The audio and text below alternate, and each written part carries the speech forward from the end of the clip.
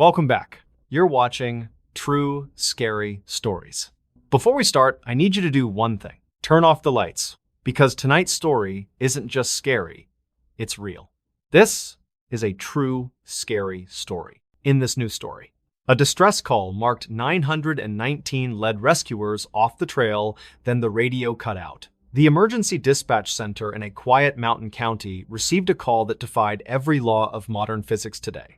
It was a cold Tuesday evening in January when the first heavy blizzard of the season slammed into the ridges. Dispatch logs recorded a man claiming he was trapped inside a stone cellar while the freezing wind howled outside then. The caller identified himself as a surveyor named Everett Vance, who was working near the boundary of the national forest. He sounded calm at first, but his voice became increasingly frantic as he described the rising snow against the door. The operator noted that the signal was strangely clear despite the remote location where cell towers were completely non-existent. For exactly 4 minutes and 20 seconds, the man pleaded for someone to help him before the line cut out. 36-year-old land surveyor Everett Vance set out that morning to mark property lines for a local estate. He was a seasoned outdoorsman who grew up navigating the dense thickets and steep ridges of the southern Appalachian Range. Everett told his wife he would be back by 5 because a massive cold front was moving in quickly now. He carried a heavy pack with thermal gear and a satellite phone since communication was difficult in the deep hollows. The morning air was crisp and clear when he parked his truck at the end of a winding road. He spent several hours hammering iron stakes into the frozen earth while the sun hung low and pale today. The surveyor was focused on his task because the property lines had been disputed for more than 50 long years. He checked his topographic maps and carefully recorded the elevation changes as he moved through the thick groves of pine. By noon, the clouds moved in quickly, and the first few flakes of snow began to dance through the trees. Everett realized the storm was arriving much earlier than the local weather reports had predicted on the radio that morning. He packed his expensive tools into his heavy bag and started the 3-mile trek back toward his parked truck. The wind picked up speed, and soon the forest was transformed into a blinding white wall of swirling winter ice. He struggled to find the orange ribbons he had tied to the low branches because the visibility dropped to 0. Everett felt a sharp pinch of panic when he realized he had stepped off the main trail into an unknown ravine. He checked his handheld GPS, but the device flickered and died after the extreme cold drained the battery in minutes. The surveyor decided to find shelter under a rock overhang to wait out the worst of the conditions that afternoon. He stumbled upon a collapsed stone chimney that once belonged to a pioneer homestead hidden deep within the protected forest. A small wooden door led down into a root cellar that seemed remarkably intact despite the weight of the snow. Everett squeezed inside the cramped space and pulled the heavy door shut to block out the biting wind and air. He tried to use his satellite phone to call for help, but the signal was blocked by the thick walls. The man felt around in the dark and found a small shelf where a few rusted metal cans still sat. He waited for several hours while the storm roared outside and the temperature inside the cellar began to drop rapidly. Everett decided he had to make a move before the snow drifted over the entrance and trapped him underground forever. He pushed against the heavy wooden door, but it would not budge because several inches of ice had sealed it. The fear of being buried alive began to take hold as he realized his situation was becoming quite desperate today. He pulled out his emergency radio and managed to catch a faint signal from a repeater tower on the ridge. He dialed the emergency number and whispered his location into the receiver while his breath came out in thick clouds. Dispatchers heard him describe the stone cellar and the smell of damp earth as he begged for someone to help. He told them he could hear someone walking on the floorboards above him even though the house was a ruin. The operator asked him to stay calm and promised that a rescue team would be sent to his exact coordinates. Everett mentioned that he could see a faint light flickering through the cracks in the old floorboards above his head. The call ended with a loud burst of static that sounded like a heavy iron door slamming shut in distance. Search and rescue teams gathered at the trailhead the following morning after the storm finally broke and the sun appeared. They found the truck belonging to Everett covered in 2 feet of fresh snow, but there were no tracks nearby. A team of 12 volunteers spread out across the ridge and searched for any sign of the missing land surveyor. They tracked the signal from his last emergency call to a specific coordinate deep in a remote and wooded drainage. The rescuers reached the spot and found the ruins of an old homestead just as Everett had described yesterday. They saw the stone chimney standing tall among the trees and located the wooden door to the underground root cellar. 4 men worked together to shovel away the thick crust of ice that had formed over the heavy oak planks. They pried the door open and shone their flashlights into the dark hole to look for any sign of him. The cellar was completely empty except for a few rusted cans and a layer of dust that was not disturbed.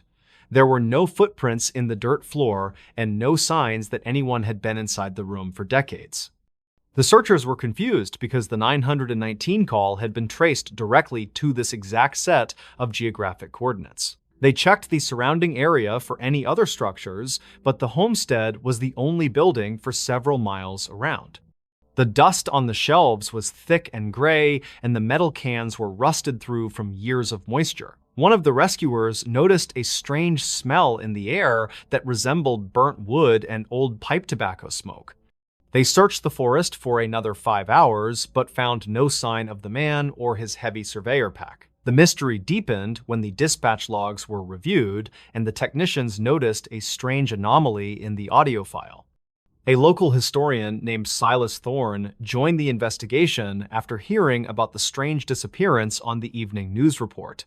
He spent hours digging through the county archives and found a collection of old photographs from the year 1924.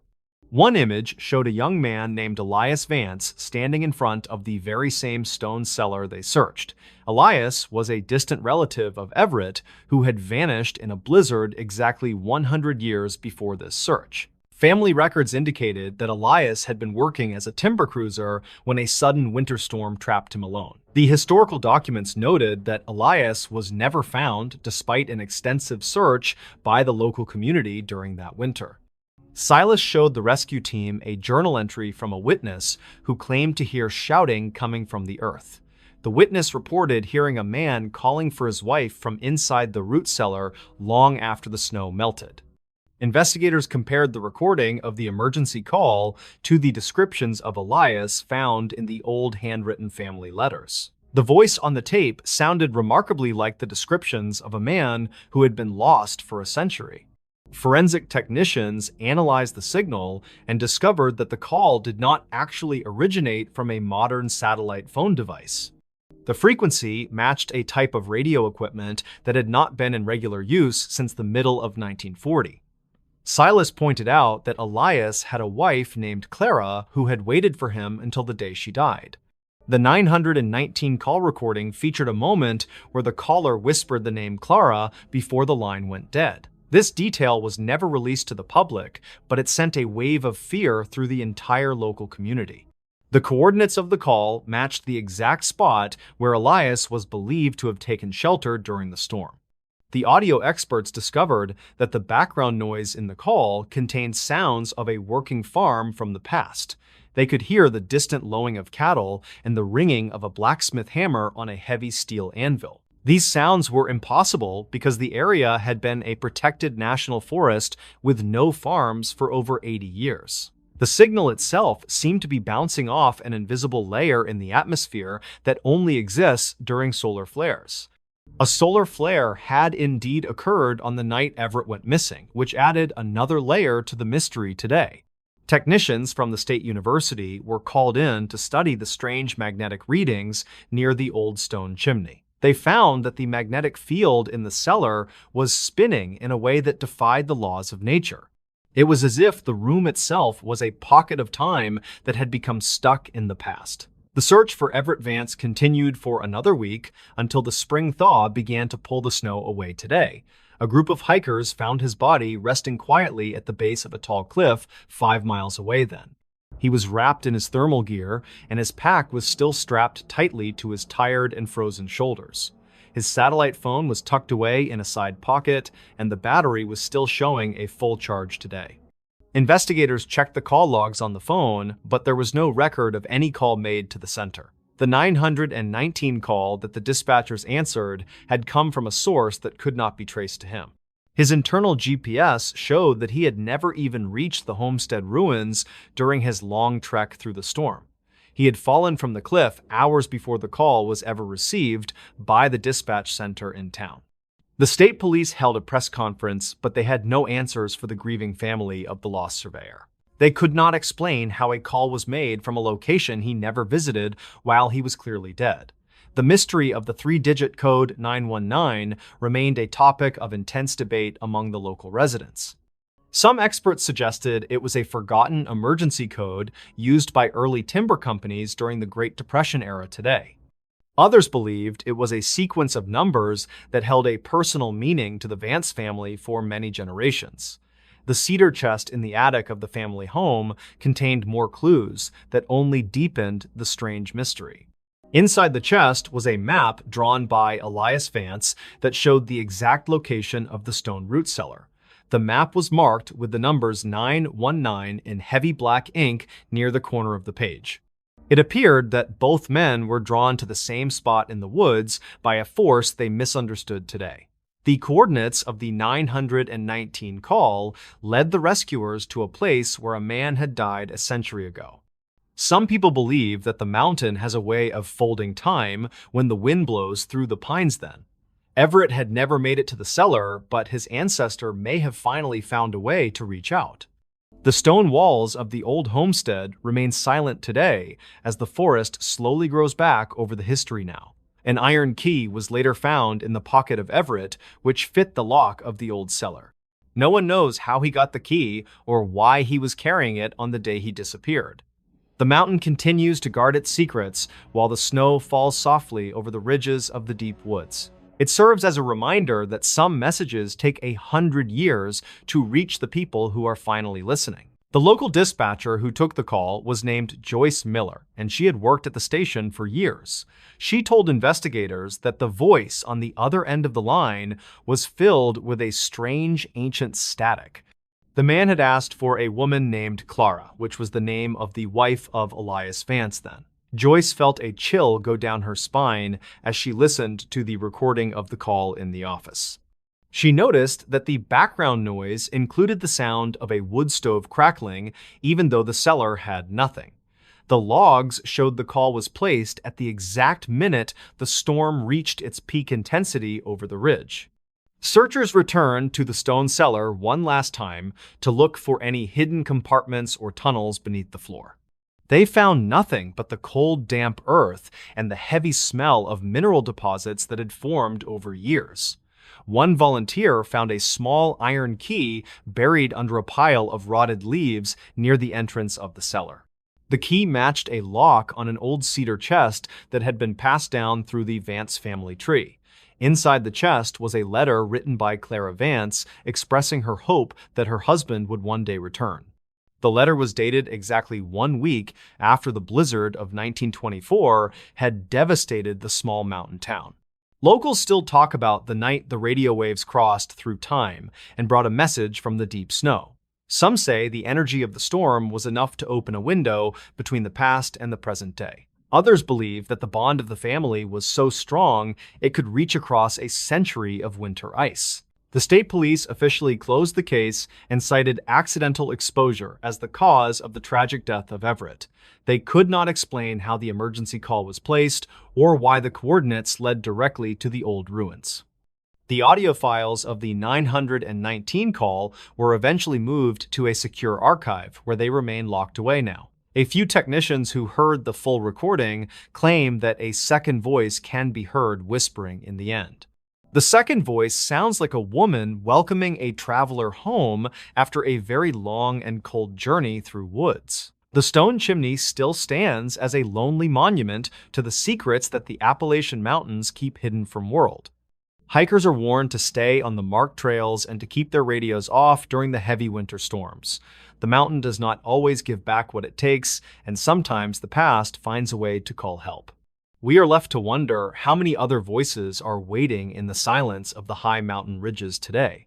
The story of Everett Vance and his ancestor Elias remains a haunting reminder of the things we cannot ever explain. The radio waves have faded into the wind, but the stone cellar still waits for the next heavy winter snow. In this news story, a hiker's 919 call came from deep in the Appalachian snow.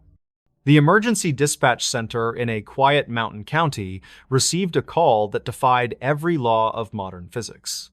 It was a Tuesday evening in January when the first heavy blizzard of the season slammed into the steep ridges. Dispatch logs recorded a man claiming he was trapped inside a stone cellar while the freezing wind howled in the background. 34-year-old land surveyor Garrett Vance set out that morning to mark property lines near the forest boundary. He was a seasoned outdoorsman who grew up navigating the dense thickets and steep ridges of the southern Appalachian Range. Garrett told his wife he would be back by 5 because a massive cold front was moving in from the west. He carried a heavy pack with thermal gear and a satellite phone, since cell service was non-existent in the deep hollows. The morning air was crisp and clear when he parked his truck at the end of a winding gravel road. Garrett spent several hours hammering stakes into the frozen earth while the sun hung low and pale in the winter sky. By noon, the clouds moved in quickly, and the first few flakes of snow began to dance through the dark trees. Garrett realized the storm was arriving much earlier than the local weather reports had predicted across the morning radio news. He packed his tools into his heavy bag and started the 3-mile trek back toward the safety of his vehicle. The wind picked up speed, and soon the forest was transformed into a blinding white wall of swirling ice and snow. Garrett struggled to find the orange ribbons he had tied to the low branches because the visibility dropped to near zero. He felt a sharp pinch of panic when he realized he had stepped off the main trail into an unfamiliar ravine. The surveyor checked his GPS, but the device flickered and died after the extreme cold drained the battery life in minutes. Garrett decided to find shelter under a rock overhang to wait out the worst of the whiteout conditions that afternoon. He stumbled upon a collapsed stone chimney that once belonged to a pioneer homestead hidden deep within the protected forest land. A small wooden door led down into a root cellar that seemed remarkably intact despite the weight of the heavy snow. Garrett squeezed inside the cramped space and pulled the heavy door shut to block out the biting wind and freezing air. He tried to use his satellite phone to call for help, but the signal was blocked by the thick stone walls. The man felt around in the dark and found a small shelf where a few rusted metal cans still sat undisturbed. Garrett waited for several hours while the storm roared outside and the temperature inside the cellar began to drop quite rapidly.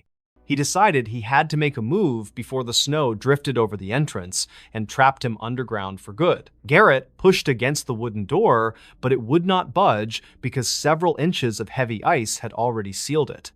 The surveyor pulled out his emergency radio and managed to catch a faint signal from a repeater tower on the ridge. He dialed the emergency number and whispered his location into the receiver while his breath came out in thick white clouds. Dispatchers heard him describe the stone cellar and the smell of damp earth as he begged for someone to find him. The call lasted for exactly 4 minutes before the line went dead and left the operator listening to static and wind. Search and rescue teams gathered at the trailhead the following morning after the storm finally broke and the sun came out. They found the truck belonging to Garrett covered in 2 feet of fresh snow, but there were no footprints nearby today. A team of 12 volunteers spread out across the ridge and searched for any sign of the missing land surveyor that day. They tracked the signal from his last emergency call to a specific coordinate deep in a remote and wooded drainage pipe. The rescuers reached the spot and found the ruins of an old homestead just as Garrett had described over the radio. They saw the stone chimney standing tall among the trees and located the wooden door to the underground root cellar nearby. 4 men worked together to shovel away the thick crust of ice that had formed over the heavy oak planks yesterday. They pried the door open and shone their flashlights into the dark hole to look for any sign of the man. The cellar was completely empty except for a few rusted cans and a layer of dust that had not been disturbed. There were no footprints in the dirt floor and no signs that anyone had been inside the room for decades now. The searchers were confused because the 919 call had been traced directly to this exact set of geographic coordinates last night. They checked the surrounding area for any other structures, but the homestead was the only building for several miles in directions. A local historian named Silas Thorne joined the investigation after hearing about the strange disappearance on the local evening news report. Silas spent hours digging through the county archives and found a collection of old photographs from the year 1924. One image showed a young man named Elias Vance standing in front of the very same stone cellar they had searched. Elias was a distant relative of Garrett, who had vanished in a blizzard exactly 100 years before the current search began. Family records indicated that Elias had been working as a timber cruiser when a sudden winter storm trapped him in woods. The historical documents noted that Elias was never found despite an extensive search by the local community during that bitter winter. Silas showed the rescue team a journal entry from a witness who claimed to hear shouting coming from beneath the earth. The witness reported hearing a man calling for his wife from inside the root cellar long after the snow had melted. Investigators compared the recording of the emergency call to the descriptions of Elias found in the old handwritten family letters today. The voice on the tape sounded remarkably like the descriptions of a man who had been lost for a full century. Forensic technicians analyzed the signal and discovered that the call did not actually originate from a modern satellite phone or device. The frequency matched a type of radio equipment that had not been in regular use since the middle of the century. The search for Garrett Vance continued for another week until the spring thaw began to pull the snow away from hills. A group of hikers found his body resting quietly at the base of a tall cliff 5 miles from the cellar. He was wrapped in his thermal gear, and his pack was still strapped tightly to his tired and frozen shoulders then. His satellite phone was tucked away in a side pocket, and the battery was still showing a full charge of power. Investigators checked the call logs on the phone, but there was no record of any call made to the emergency center. The 919 call that the dispatchers answered had come from a source that could not be traced to any living person. The coordinates led the rescuers to a place where a man had died a century ago while waiting for a rescue.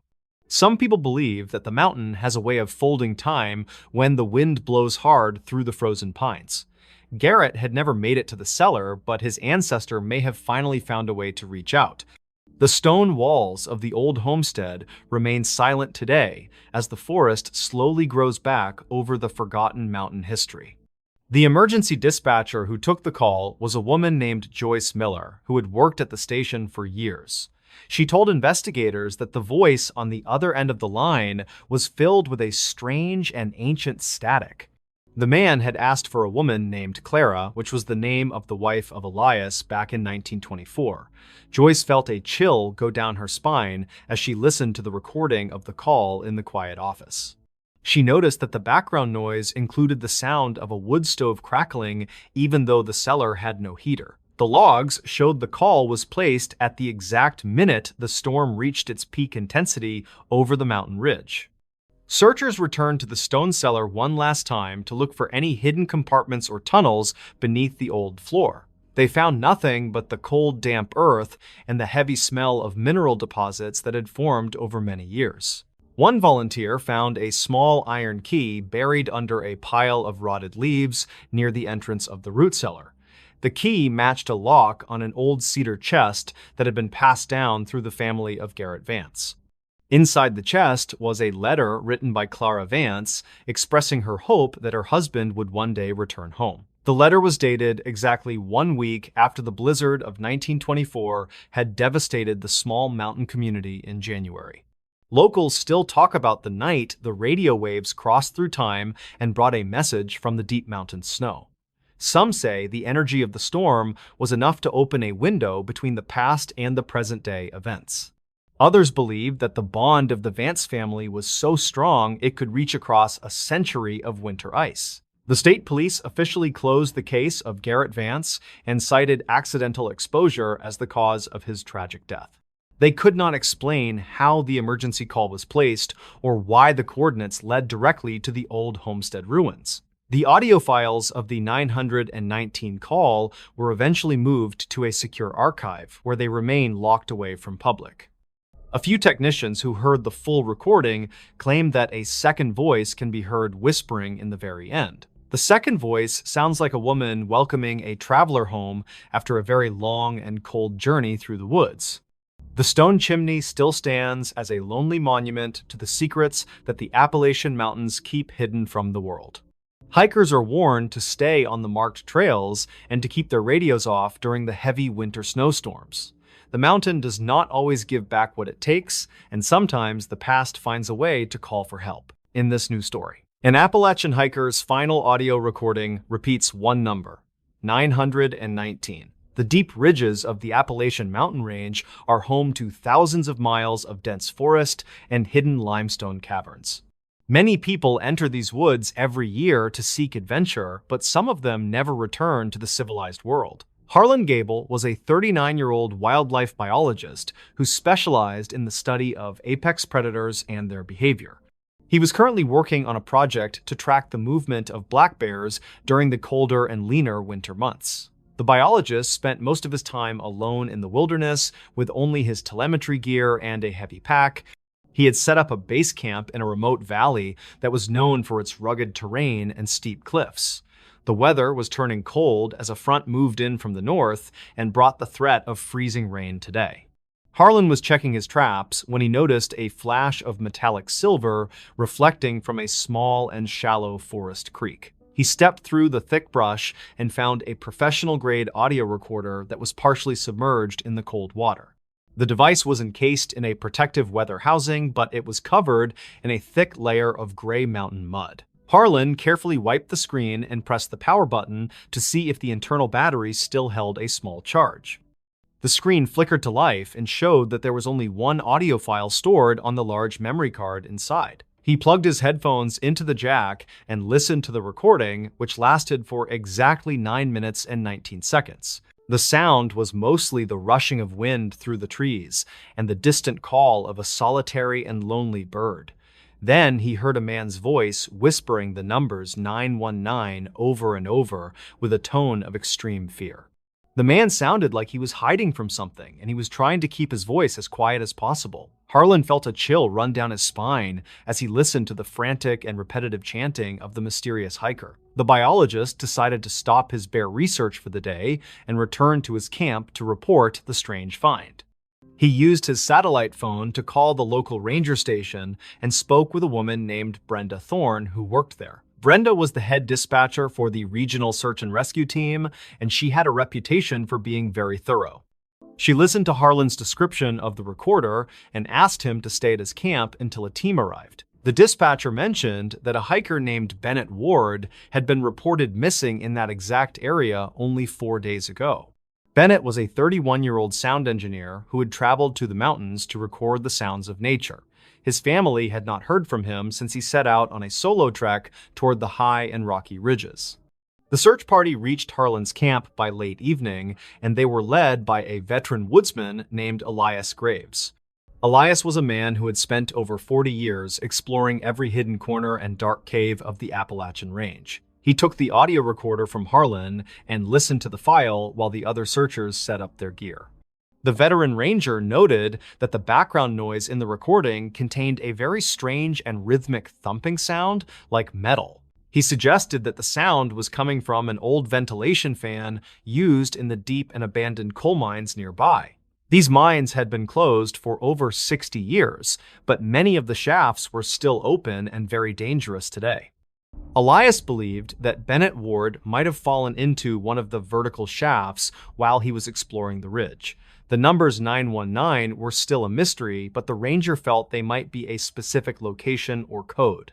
He checked his topographic maps and looked for any landmarks that might correspond to the 3 numbers found on the device. The search team began their investigation at the creek where Harlan had found the silver recorder in the thick mountain mud.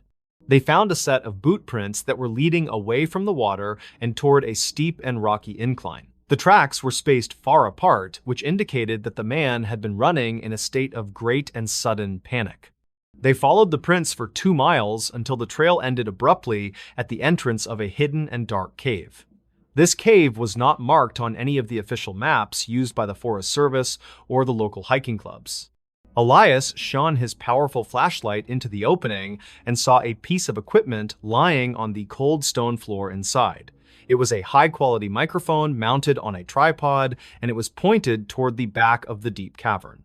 The team moved cautiously into the cave while the temperature dropped and the air became thick with the scent of ozone. Inside the cave, they found more evidence that Bennett Ward had been present and was working on a very large project. There were several notebooks filled with technical drawings of sound waves and notes about a frequency that he called the phantom pulse. Bennett wrote that he had discovered a natural resonance in the mountain that occurred only during a specific and rare alignment.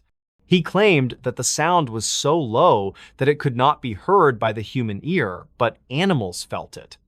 The notebooks mentioned that the frequency was exactly 9.19 hertz, and it caused a feeling of intense dread.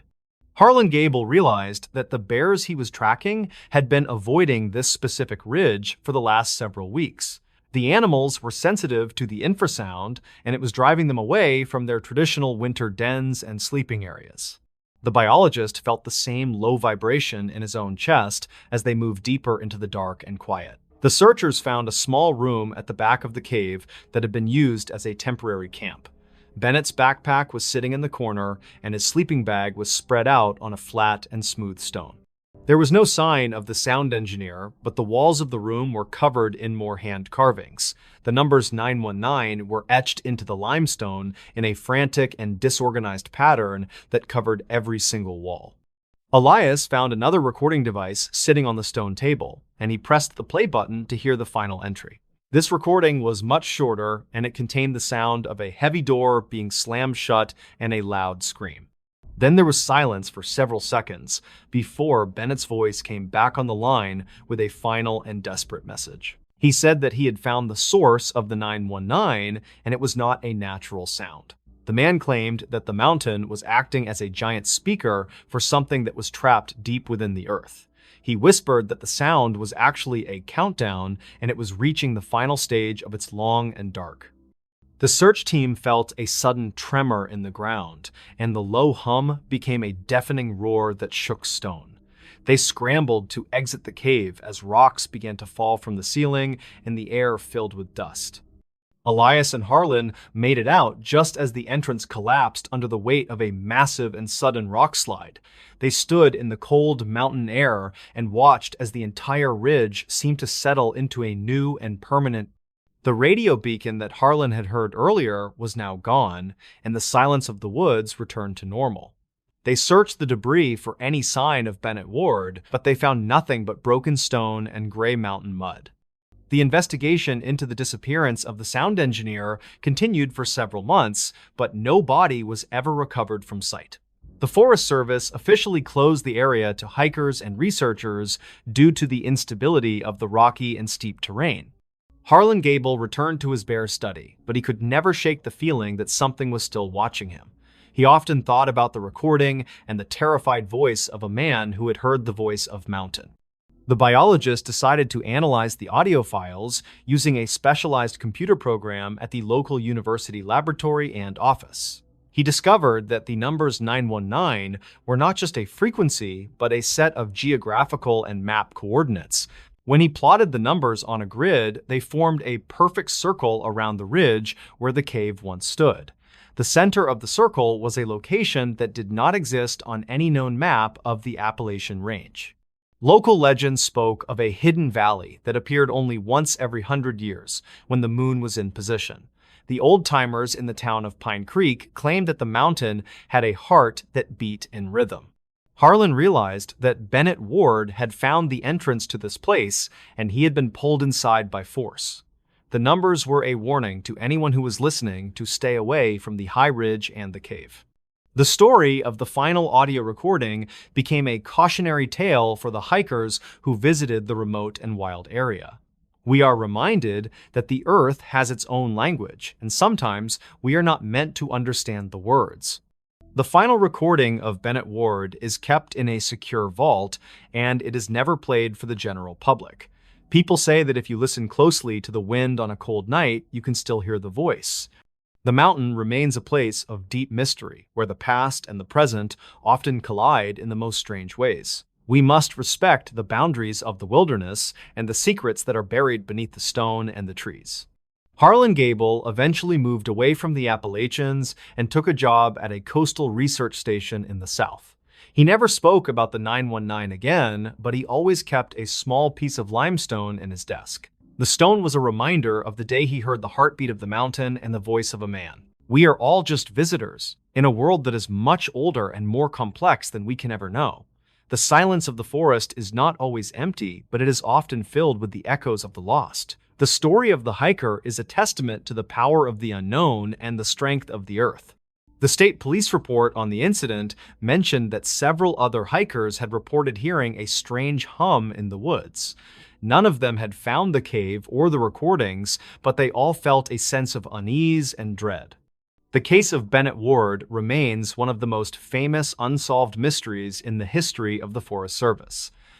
His family still holds a vigil every year on the anniversary of his disappearance near the trailhead of the mountain. They hope that one day the mountain will give back what it has taken and reveal the truth of his fate. Until then, the ridge remains a silent monument to a man who listened too closely to the voice of the earth. The wind continues to blow through the trees, and the snow covers the ruins of the old and deep caves. We are left with only the numbers and the memory of a voice that whispered in the dark and cold. The mystery of the numbers 919 continues to haunt the people who live in the shadow of the peaks. Some say it was a message from another dimension, while others believe it was a glitch in the natural world. Whatever the truth may be, the legacy of the final recording will always be a part of the mountain lore. We look at the peaks and wonder what other secrets are waiting to be discovered by the curious and brave. The Appalachian Range is a vast and ancient landscape that has seen many things come and go in its time. We are just a small part of a much larger story that is being written by the earth itself every day. The silence is a gift that we should cherish, but we must also be aware of the sounds below. The story of the hiker is a reminder to always carry a light and to never wander too far away. Harlan worked with a sound technician named Silas Vance, who specialized in acoustic forensics to clean the audio file for study. Silas spent weeks cleaning the audio file to remove the wind noise and the sound of the rushing creek water today. He discovered that the voice in the recording was not just repeating the numbers, but was also singing a soft melody. The tune was an old mountain ballad that had been forgotten by most of the people living in the valley floor. The lyrics spoke of a man who was trapped in a world of stone and was waiting for the light. Silas found that the melody had a mathematical structure that matched the frequency of the 9.19 Hz signal. This discovery led them to believe that the mountain was not just a physical object, but a living and breathing entity. They presented their findings to the board of the Historical Society, but they were met with skepticism and many doubts. The researchers were told that their theories were too speculative and lacked the necessary scientific evidence to be taken as truth. Harlan was undeterred and continued to study the relationship between the sound and the behavior of the local wildlife in winter. He found that the birds in the area had changed their flight patterns to avoid the sonic shadow of the ridge. The biologist documented these changes in a series of detailed reports that he submitted to the National Park Service scientists. He hoped that his work would lead to a better understanding of the acoustic environment of the Appalachian mountain range today. The final audio recording of Bennett Ward was eventually digitized and added to a national archive of unidentified sounds and voices. It remains a subject of study for scientists and paranormal researchers who are interested in the mysteries of the deep woods. The mountain continues to stand as a silent witness to the events of that cold and dark winter day long ago. We are left with more questions than answers, but the mystery of the 919 will always linger in minds. The forest is a place where the logic of the world often breaks down and gives way to the unknown secrets. We must be prepared for the things that we cannot explain and the voices that we cannot always hear or understand. The hiker's final recording is a bridge to a world that we are only beginning to understand in the modern age. We listen to the static and wait for the next message to arrive from the deep and the dark places. The Appalachian Mountains are waiting for the next person who is brave enough to listen to the silent and old voice. The story of Bennett Ward is a reminder that we are never truly alone in the wilderness of the world today. We are part of a larger mystery that is being told by the rocks and the trees and the wind blowing. What paramedics discovered after forcing the frozen door, the record-breaking ice storm of 1993 paralyzed the small mountain community of Oak Haven for nearly 10 full days. Local emergency dispatch logs show that a frantic call came in on the morning of January 15th from a neighbor. Harlan Vance was a 64-year-old retired train engineer who lived alone in a remote cabin near the ridge. He was a man of strict habit who always shoveled his walkway and kept his porch light on for safety. On the day the storm finally broke, the neighbor noticed that Harlan's front door was standing wide open to the wind. The temperature had dropped to negative 15 degrees, and the inside of the home was reportedly as cold as the woods. Paramedics arrived on the scene and found the front porch covered in a thick and treacherous sheet of solid blue ice. They struggled to gain entry because the heavy oak door had become frozen to the frame in a partially open position.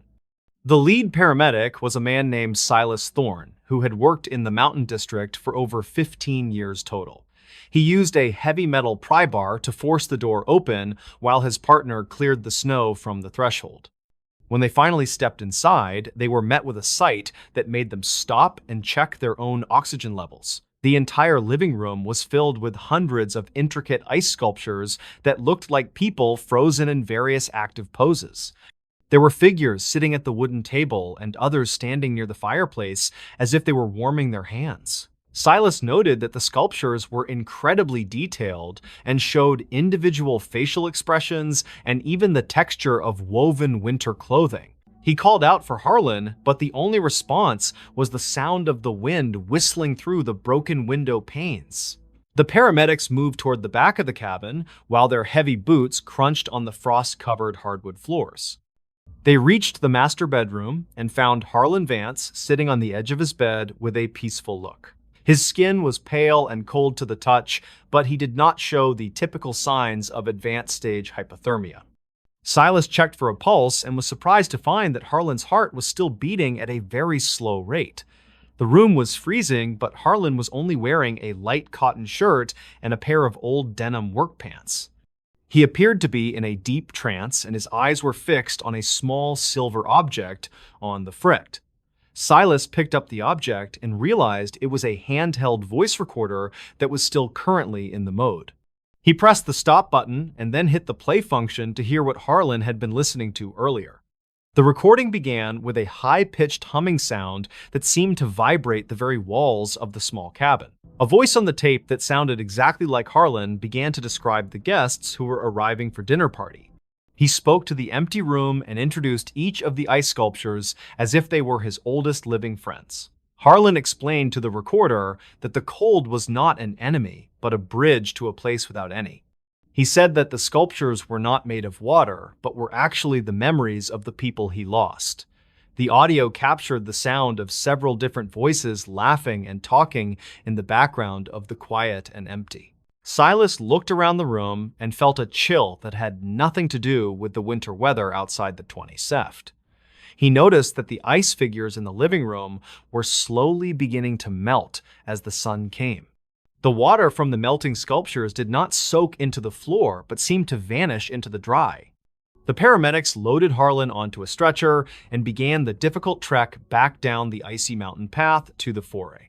They noticed that the humming sound from the recorder was now coming from the trees that lined the narrow dirt.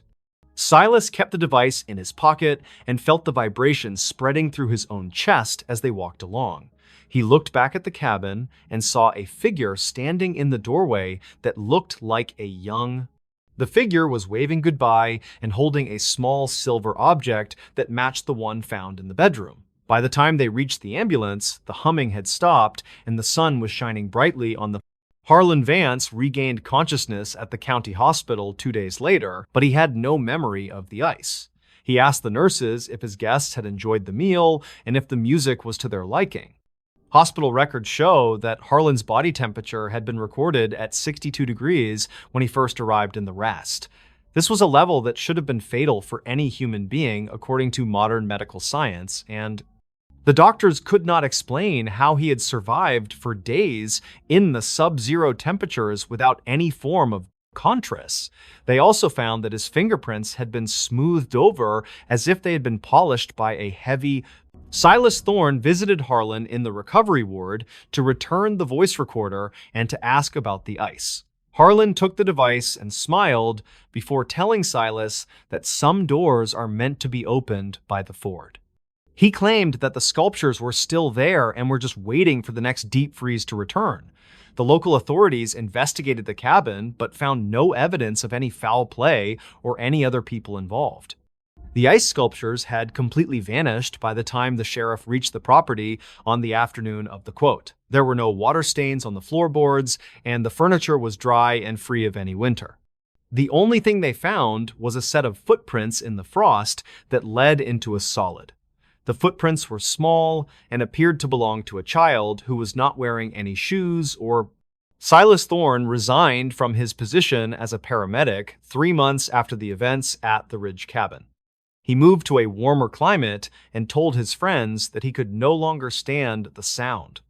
The mystery of what happened inside that cabin remains a topic of conversation among the long-term residents of.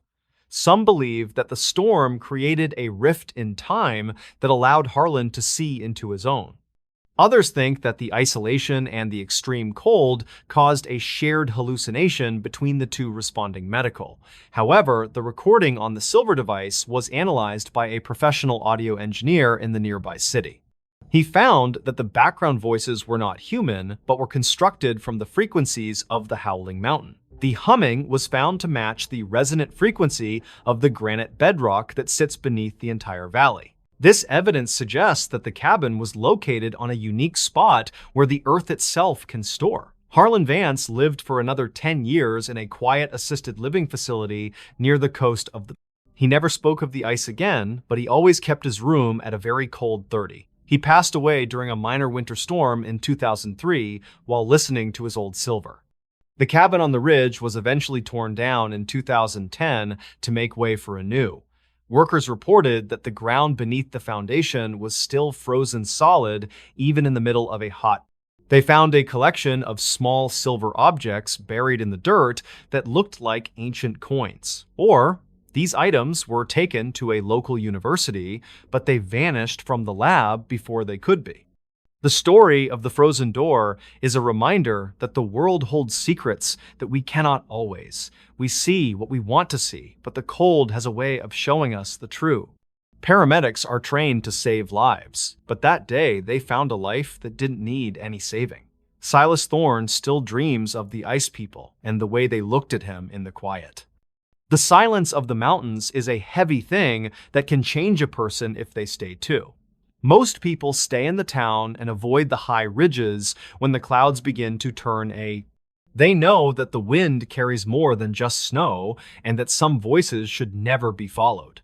The record of the 1993 storm is a folder in a dusty cabinet that no one. It serves as a warning for those who think they understand the limits of the human body, and the guests are still waiting for the next freeze, and the table is always set for a long.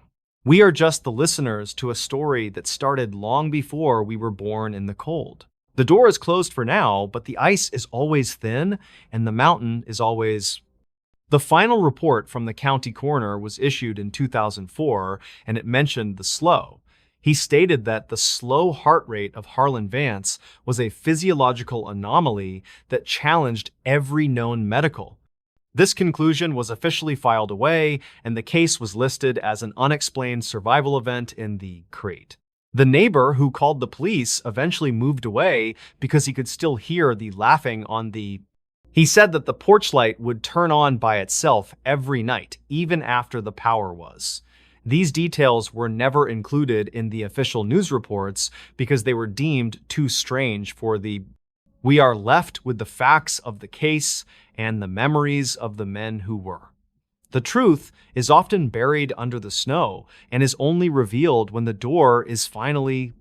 The voicemail that surfaced years later was a message left for Silas Thorne on the night he moved. It was a recording of the humming sound and a brief sentence spoken by a voice he didn't. The voice told him that the sculptures were very happy that he had come to the party that. Silas never played the tape for anyone else, and he destroyed it shortly after he heard the final.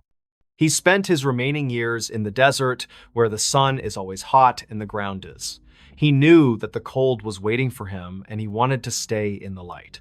The story ends here in the quiet of the office, where the records are kept, and we can only wonder what Harlan saw in the eyes of the ice people, and why the mountain knows, and the snow remembers, and the door is always ready for the next. Harlan's sister claimed that her brother had always been a dreamer who talked to the wind during the dray. She was not surprised by the story of the ice figures, and she said that their mother was. The family history was filled with tales of people who could hear the mountain and who knew This cultural context provides a possible explanation for why Harlan was so calm during the entire strange. The paramedics were just outsiders who stepped into a world that they were not prepared to see or place. The discovery they made was not a crime, but a glimpse into a reality that exists behind the. We keep the files and we tell the story, but we do not pretend to know the truth. The ice has its own language, and it speaks to those who are willing to listen in. The cabin site is now a peaceful clearing where the grass grows tall and the birds sing in. There is no sign of the struggle or the frost or the figures that stood in the living. But the air is still a bit colder there than it is in the rest of the Pawnee. Hikers report that their watches stop and their compasses spin when they stand on the spot where they feel a sense of peace and a desire to sit down and rest for a long. The story of the frozen door is a part of the mountain now, and it will always. We are moving toward the end of the records, and the final page is a simple drawing. It shows a door standing open to a forest filled with silver lights and people made of. What paramedics discovered after forcing the frozen door was a man who had found his way back too. He was not a victim of the storm, but a host for a gathering that defied the mystery remains, but the facts are clear and the evidence is stored in the local police. We will remember the name of Harlan Vance and the night the ice came inside to stay for. The wind is picking up again and the snow is starting to fall on the high peaks. It is time to close the file and leave the mountain to its own devices, and the story is finished and the narrator is tired and the lights are starting to fade. Good night to the valley and to the ridge and to the people who are still waiting. In this new story, something answered when rescuers called the 919 number back. Emergency communication logs from the High Sierra regions often contain entries regarding signals that bypass modern digital encryption protocols. These events typically occur during the deepest winter months when the atmosphere is thick with ice crystals and electromagnetic static. 27-year-old telecommunications specialist Soren Vance worked as a systems analyst for the Regional Emergency Response Center. His job involved monitoring the relay towers that maintained a vital connection between isolated mountain outposts and the main station. In early February of 2022, he noticed a persistent alert flashing on his monitoring station during the graveyard shift. The notification system indicated a Priority 1 emergency broadcast originated from a sector that had no active towers or equipment. Soren checked the digital diagnostic panel several times, but the incoming signal remained steady and showed zero packet loss. The source location was identified as a remote ridge known as Ghost Pass, where no infrastructure had existed since the 80s. He put on his headset and adjusted the volume to hear the raw audio feed coming from the silent mountain sector. A faint, rhythmic, pulsing sound began to leak through the encrypted channel, usually reserved for federal law enforcement search teams. Soren used his specialized signal tracer to isolate the noise, but the frequency shifted every few seconds with perfect mathematical precision.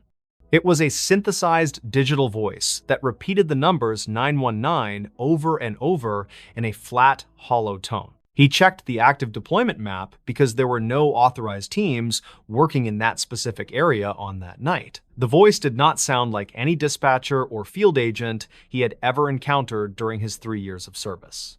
He continued to monitor the transmission while the repeating signal began to feel like a physical pressure inside his head. Soren decided to record the audio and cross-reference it with the historical archives stored in the secure facility vault. He reached the digital storage vault and began searching for any mention of the 919 emergency resonance frequency. The data indicated that a similar signal had been recorded during a massive blizzard in 1974 near Ghost Pass. Records from that era described a technician named Silas Thorne who had disappeared while investigating a mysterious radio interference pattern. Silas had been sent to the pass to repair a damaged copper line that connected a remote fire lookout tower. The archived notes mentioned that the radio signal started as a faint whisper before it eventually became loud enough to scream. Soren looked at the last transcript, which simply stated that the technician was going to follow the signal to its source. He felt a sudden chill as he realized the signal he was hearing today was identical to the 1974 recording. He contacted the lead dispatcher to report the anomaly and the strange historical connection he had uncovered in the archives. The dispatcher responded with static at first, but then the 919 signal cut through the transmission with terrifying clarity. Soren was ordered to remain at his station while a field unit was sent to investigate the remote mountain ridge. He watched the real-time tracking data as the emergency vehicle moved toward the trailhead leading up to Ghost Pass. The headlights of the truck were visible on the remote camera feed until the thick fog swallowed the entire valley floor. He stepped away from his desk to grab a cup of coffee, but a loud sound stopped him in his tracks. The radio in the break room began to play the same pulsing tone that he had been monitoring for hours. He realized the signal was no longer coming from the mountain, but was now broadcasting from inside the secure facility. The synthesized voice began to change and started to say his name between the repetitions of the numbers 919. He followed the sound toward the server room and found that every cooling fan in the racks had stopped spinning. The temperature in the room had dropped to nearly freezing despite the heavy insulation and the lack of external air vents. He opened the main diagnostic terminal and saw a series of symbols scrolling across the screen in bright green text. The numbers 919 were etched into the digital interface so deeply that the pixels began to burn and smoke. Soren reached out to touch the screen, but a massive static discharge knocked him backward onto the cold concrete floor. He looked up and saw a figure standing in the shadows of the server racks wearing a vintage park parka. The person was holding a handheld radio that was emitting a steady blue glow in the middle of the darkness. He recognized the man from the file photo of Silas Thorne, who had been missing for over 40 years now. The investigation into the facility-wide power failure began the following morning when the sunrise finally hit the mountain peaks. Search teams found the emergency vehicle abandoned at the trailhead with the engine still running and the doors wide open. They discovered a portable radio belonging to the field unit that was transmitting on the 9.19 MHz band. The device was found sitting on top of a stone marker that was not listed on any official trail map. There were no signs of a struggle and no footprints in the fresh snow to suggest where the officer had gone. A park supervisor named Miller found a series of handwritten notes stuffed into the glove box of the abandoned truck. The handwriting matched the notes left by Silas Thorne in 1974 with terrifying accuracy and level of detail. Soren Vance was found inside the server room in a state of deep shock and suffering from extreme hypothermia. He told investigators about the figure he saw in the shadows and the blue light that came from the ancient.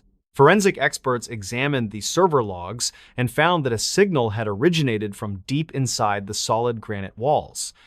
This frequency was measured at exactly 9.19 MHz, which is a band not utilized by any transmitter. Park staff now maintain a constant watch on that specific frequency during the winter months to prevent further loss of. They tell newcomers that the mountain has a way of recording the past and playing it back during the storms. Most people think it is just a technical glitch caused by the high altitude and the intense winter static. Soren never returned to his job at the communication center and moved to a city far from the mountains. He still keeps a small battery-powered radio in his house, but he never turns it on during winter nights. The mystery of the signal remains a quiet warning for those who work the high and lonely mountain relay stations. Silence is usually the safest thing you can hear when you are monitoring the vast and empty winter wilderness alone. Following a signal into the dark is how many careers end before the sun has a chance to rise again. The mountains do not have a voice of their own, so they must borrow one from the people living there. Safety is found in the networks that are mapped and the signals that we can actually verify and understand clearly. Dispatchers say to ignore the 919 because the source is never something that wants to be truly found. Stay on the grid and keep your radio tuned to the channels that the living people still use today. Winter has a way of making the world feel small and the mysteries of the air feel dangerous. Every year, the snow covers the evidence of those who decided to follow the signal into the high mountain pass. If you hear that pulsing sound in your headset, you should turn it off and walk away from the mountains. Nothing good ever comes from a signal that asks you to leave the safety of the known and familiar world. The mountain is a beautiful place, but it does not care if you find your way back to safety. Listen to the wind and the trees, but do not listen to the numbers that repeat in the dark night. Silence is a gift when the temperature drops and the world becomes a place of shadows and cold white snow. Soren knows the truth of the warning because he felt the pull of the mountain on that final night. He survived because he chose to close his eyes and ignore the haunting sounds coming through his small headset speaker. Many others were not as lucky, and their names are now part of the long list of the missing hikers. Keep your gear ready and your mind sharp when the winter wind begins to howl through the ancient forest trees. The signal is still out there waiting for the next person to listen long enough to feel the cold bite. Don't follow the 919 because the destination is a place where the sun never quite seems to rise. Stay safe and stay grounded when the high peaks call out with voices that do not belong to humans. The forest is deep, and the secrets are older than the names we have given to the stone. And keep the light on and the radio quiet while the winter holds the world in its cold and heavy. This is why the dispatchers tell you to never follow a signal that you cannot find on a map. The final report on the incident at Ghost Pass was heavily redacted by the regional authorities before being filed away. They claimed that a natural gas pocket had caused the hallucinations and the strange behavior of the electronics involved there. Soren did not believe the official explanation because he still felt the cold in his bones whenever it snowed outside. He spent his time researching the history of the ridge and found dozens of similar cases dating back several centuries. Each disappearance was preceded by a report of a repeating signal or a rhythmic sound coming from the mountain peaks. The local tribes had names for the mountain that translated to the place where the voices are kept forever. He realized that the technology we use to communicate is just another tool for the mountain to use against. The 919 signal was a lure designed to capture the curiosity of those who listened to the air. He often wondered if Silas Thorne was still wandering the server rooms of the world looking for a digital connection. The blue light he saw that night was not a part of any electrical system he had ever studied before. It was a manifestation of the energy that the mountain had stored over thousands of years of human activity there. He began to write his own logbook to document the things the authorities tried to hide from the public. He warned that the digital age had only made it easier for the mountain to find its next human victim. The frequency of the human heart is reportedly close to the resonance of the granite found in the Sierra. This similarity allows the mountain to broadcast directly into the minds of the people who are sensitive to it. Soren kept his notes hidden in a secure box that he buried in his backyard near the desert floor. He hoped that someone would find them before they also heard the pulsing sound of the 919 call. The record shows that the signal appeared again in 2024 during a record-breaking ice storm in Nevada. This time, a group of 3 researchers disappeared while tracking the movement of a glacier near Ghost Pass ridgeline. Their last transmission was a series of numbers that matched the 919 frequency with perfect digital audio quality. The search teams found no trace of their equipment or their bodies, despite a massive effort lasting 3 full weeks. The Park Service has since placed a permanent ban on any electronic devices within 5 miles of the pass. They claim it is to protect the delicate ecosystem, but the rangers know the real reason for the strict order. They have seen the blue lights flickering on the ridge when the moon is full and the air is. They have heard the voices of their former colleagues calling out from the static of their handheld radios at night. Silence is the only defense against an enemy that uses your own voice and your own technology to find you.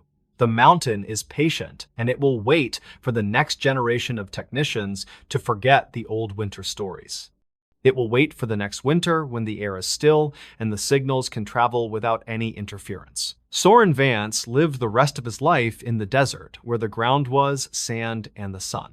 He never looked at a mountain again without feeling the weight of the 919 in his very soul. He knew that some calls should never be answered, regardless of how clearly they are heard by the dispatchers. The truth is buried under the ice, and the static and the redacted files of the National Park Service. Stay away from the sector known as Ghost Pass and keep your radio tuned to the truth of nature. This is the story of the call that was not on any network, but was heard by the living.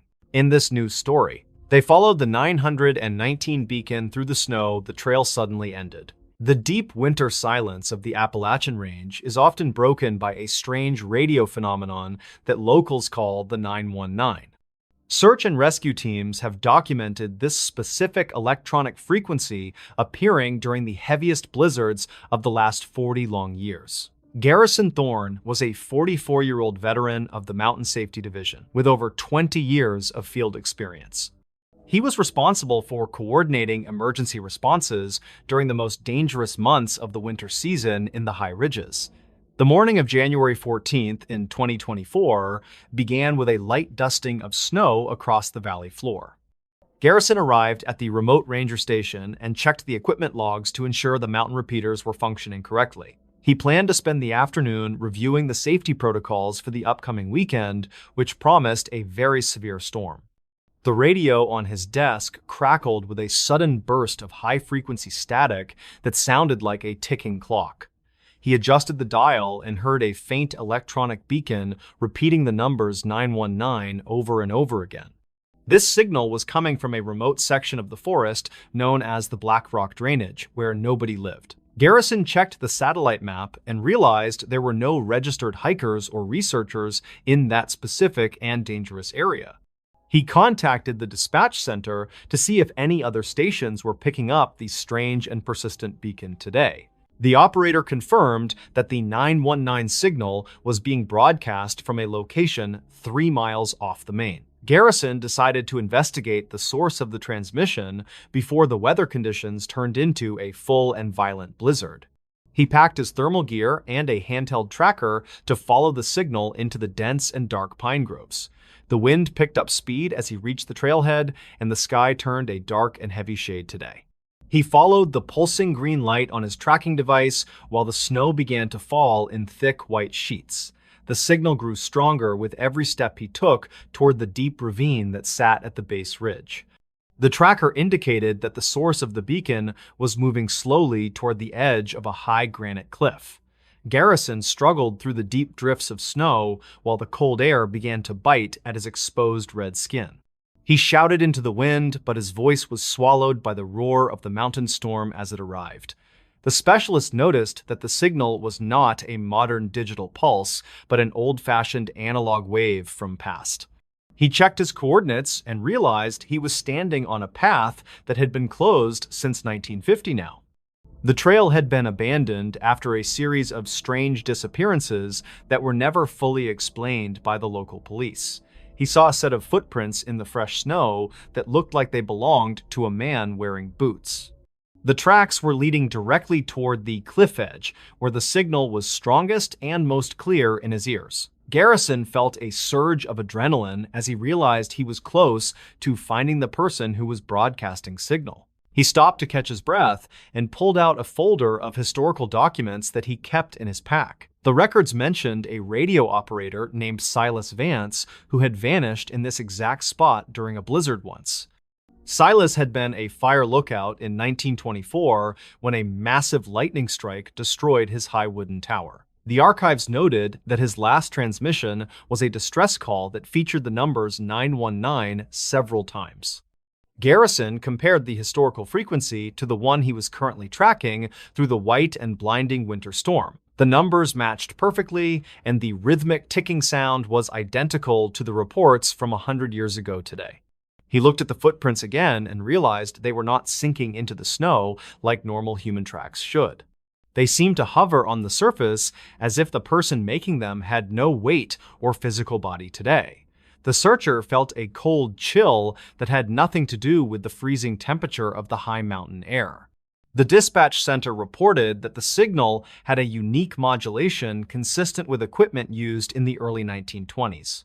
Garrison pushed through a thicket of mountain laurel that was covered in a heavy crust of white and frozen ice. He checked his handheld radio and tried to make contact with the mysterious broadcaster using several different emergency calling bands. No one answered his calls, but the ticking sound of the beacon became faster as he climbed up the steep. The elevation was over 3,000 feet, and the air was getting thinner with every heavy step he took then. He noticed a strange smell in the air that resembled ozone and burnt electrical wires from an old and broken. The specialist stopped near a large outcrop of granite to recalibrate his tracking gear for the final and difficult stretch. He saw a flash of light through the trees that looked like a signal mirror reflecting the pale winter sun today. Garrison moved toward the light and discovered an old wooden crate that was half buried in the cold frozen earth. Inside the crate were several glass vacuum tubes and a coil of copper wire that looked brand new and shiny. This was impossible because the crate appeared to be a relic from a time when the mountain was still wild. He took a photograph of the find and marked the location on his digital map for the search team follow. The signal strength was now pegged at maximum, and the handheld tracker was vibrating with a heavy and constant rhythm. He looked up and saw a shadow moving through the trees only 50 yards ahead of his current position. The figure was tall and wore a heavy canvas coat that looked like it belonged in a museum of history. Garrison called out again and asked the man to stop because the edge of the cliff was only a few. The shadow did not turn around, but continued to walk with a slow and steady pace toward the dangerous drop. The searcher ran as fast as he could through the waist-deep snow to reach the person before they fell. He reached the edge of the granite cliff just as the figure stepped out into the empty and white air. Garrison lunged forward to grab the coat, but his hands passed right through the fabric, as if it were. The shadow vanished into the swirling snow, and the ticking sound of the radio beacon suddenly stopped in his ears. He fell to his knees on the very edge of the abyss and looked down into the dark. He shone his powerful flashlight into the ravine and saw a collection of rusted metal beams lying at the bottom. The remains of the old fire tower were twisted like a rib cage and were partially covered by a century of... There was no sign of the man he had been following, and the fresh footprints in the snow simply stopped. Garrison looked down at the ground near his feet and saw a small brass object glinting in the pale. He picked it up and realized it was an old service key with the numbers 919 stamped. The key was warm to the touch despite sitting in the freezing snow for what should have been many years. He realized that the signal he had followed was a ghost of a man who died 100 years ago. The mountain had acted as a recording device that captured the final moments of a tragedy in the winter storm. The specialist sat on the rocks for a long time while the blizzard began to fade into a quiet. He felt a deep sense of peace, as if he had helped someone finish a journey they started long ago. Garrison carefully placed the brass key in his pocket and started the long hike back down the mountain to station. He reached the trailhead as the sun began to set over the valley and the first stars appeared in. The dispatch center asked for a report, but he simply told them that the signal had been found and silenced.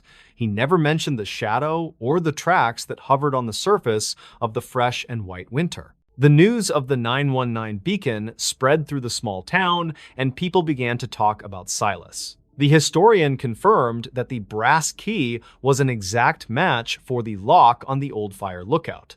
Silas Vance was finally given a memorial service in the local church a century after he had vanished in storm. Garrison Thorne attended the ceremony and left the brass key on the altar as a gift for the lost. The numbers 919 were never heard on the mountain again, and the radio frequencies remained silent and clear. The searcher retired from his post at the ranger station and moved to a quiet cabin in the lower. He often looks up at the high ridges during the winter and remembers the night he followed the ghost. The Appalachian Mountains continue to stand as a wall between the worlds of the living and the long dead. We are reminded that some stories take 100 years to find a person who is willing to listen. The story of the 919 beacon is a reminder that we are never truly alone in. The mountain holds on to its memories, and sometimes it chooses to share them with the people who walk the path. The forensic technicians at the state laboratory were fascinated by the audio recording Garrison had captured on his digital device. They discovered that the frequency had a spectral signature that was inconsistent with any modern electrical or digital communication tool. The waves were shaped like a sine wave produced by an old spark gap transmitter from the early 1900s. This technology had been used by the Forest Service to send Morse code across long distances before the telephone lines. The technicians also noticed a faint background noise in the recording that sounded like a heavy iron door being shut. This sound matched the descriptions of the fire tower hatch that Silas Vance would have used every single day. Garrison spent several hours at the library researching the specific atmospheric conditions that were present on the night of disappearance. He discovered that a massive solar flare had occurred in 1924, just as the blizzard hit the mountain. This flare would have charged the atmosphere with an incredible amount of electromagnetic energy that could interfere with many. The specialist realized that these same conditions were present on the night he followed the signal through the deep snow. It was as if the universe had created a bridge between 2 points in time that were a century apart. He consulted with an old geologist who explained that the granite on the ridge contained high levels of quartz crystals. These crystals are known for their ability to store and release electrical energy when they are subjected to extreme pressure. The weight of the heavy snow and the force of the wind had activated the natural recording in stone. Garrison felt a sense of awe as he realized the entire mountain was a giant and ancient hard drive today. He returned to the Black Rock drainage with a team of surveyors to map the exact location of tower. They found several more artifacts buried under the layers of leaf litter and frozen soil near the base of. A leather satchel containing a logbook was recovered from a hollow log that had been protected from the moisture then. The pages were brittle, but the writing was still legible and told the story of a man who was. Silas had written that he knew he would not survive the night, but he wanted to leave a trail. He had carved the numbers 919 into the rocks as he made his way toward the cliff edge. The logbook explained that 919 was a code for the fire department in his hometown of Pine. It was his way of saying goodbye to his family and his wife who was waiting for him home. Garrison felt a tear in his eye as he read the final words of a man who died alone. The search and rescue team voted to name the ridge after Silas to ensure his name was never forgotten. A new marker was placed at the trailhead that tells the story of the radio operator and his beacon today. Hikers often stop to leave a small stone or a flower at the base of the wooden signpost. The 919 signal is now a part of the local folklore that is passed down to children. Garrison Thorne still keeps a photograph of the brass key on his desk at home as a reminder of, he knows that the mountain is always watching and it never truly forgets the people who walk upon it. The story serves as a reminder that we should always pay attention to the small and strange things in life. Sometimes a bit of static on the radio is more than just interference from a distant and broken power source. It can be a voice from the past that is trying to tell us something important about our own history. We must be willing to follow the signal even when it leads us off the marked and safe trails. The Appalachian Mountains are a place of deep mystery and beauty that will continue to inspire us for generations. We are all just temporary travelers in a landscape that has been here since the beginning of the world. The silence of the winter woods is now a peaceful and quiet place where the ghosts can rest easy. We listen for the radio signals, but we also listen for the heartbeat of the mountain itself. The story of the 919 beacon is finally over, but the legend will live on. Garrison often wakes up in the middle of the night and thinks he can hear the ticking of the clock. He knows that the forest has a way of returning what it has taken when the time is right. The mystery of the numbers 919 remains a topic of conversation for the hikers who visit the trail today. Some believe it was a warning from the past, while others think it was a plea for a rescue. The records of the Lookout accident are now kept in a secure vault at the County Historical Society office. Visitors can see the photograph of the tower, but the man in the door is now strangely faded away. The image seems to be disappearing from the paper as the years go by since the searcher went missing. It serves as a reminder that the mountains have a way of balancing the books when it comes to time. We are only temporary visitors in a landscape that has been here for millions of years of shifting ice. The silence of the mountain is the only answer we will ever receive from the deep and dark. In this new story, an Appalachian shelter was found frozen in time. Official forestry reports from the deep Appalachian Trail often contain accounts of structures that seem to exist outside of normal time. These isolated shelters are usually found by long-distance hikers who wander off the main path during the heavy winter months. 28-year-old land surveyor Jace Sterling was assigned to map a rugged section of the northern boundary last December.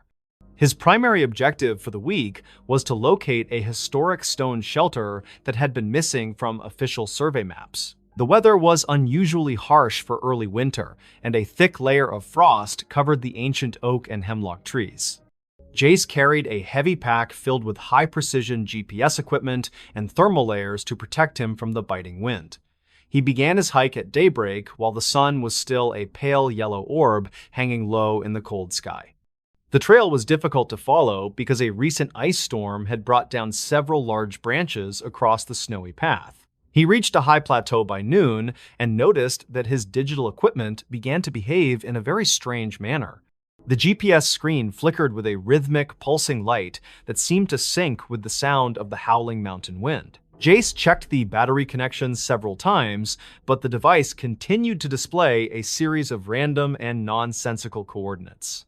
He decided to continue moving forward based on his physical map because he knew the stone shelter was located nearby. The air grew significantly colder as he entered a narrow valley that felt like it was trapped in a permanent shadow. He found a small stone structure nestled against a sheer rock wall that looked remarkably well preserved for its great age. The wooden door was shut tight, and a thick layer of undisturbed ice sealed the edges of the heavy frame.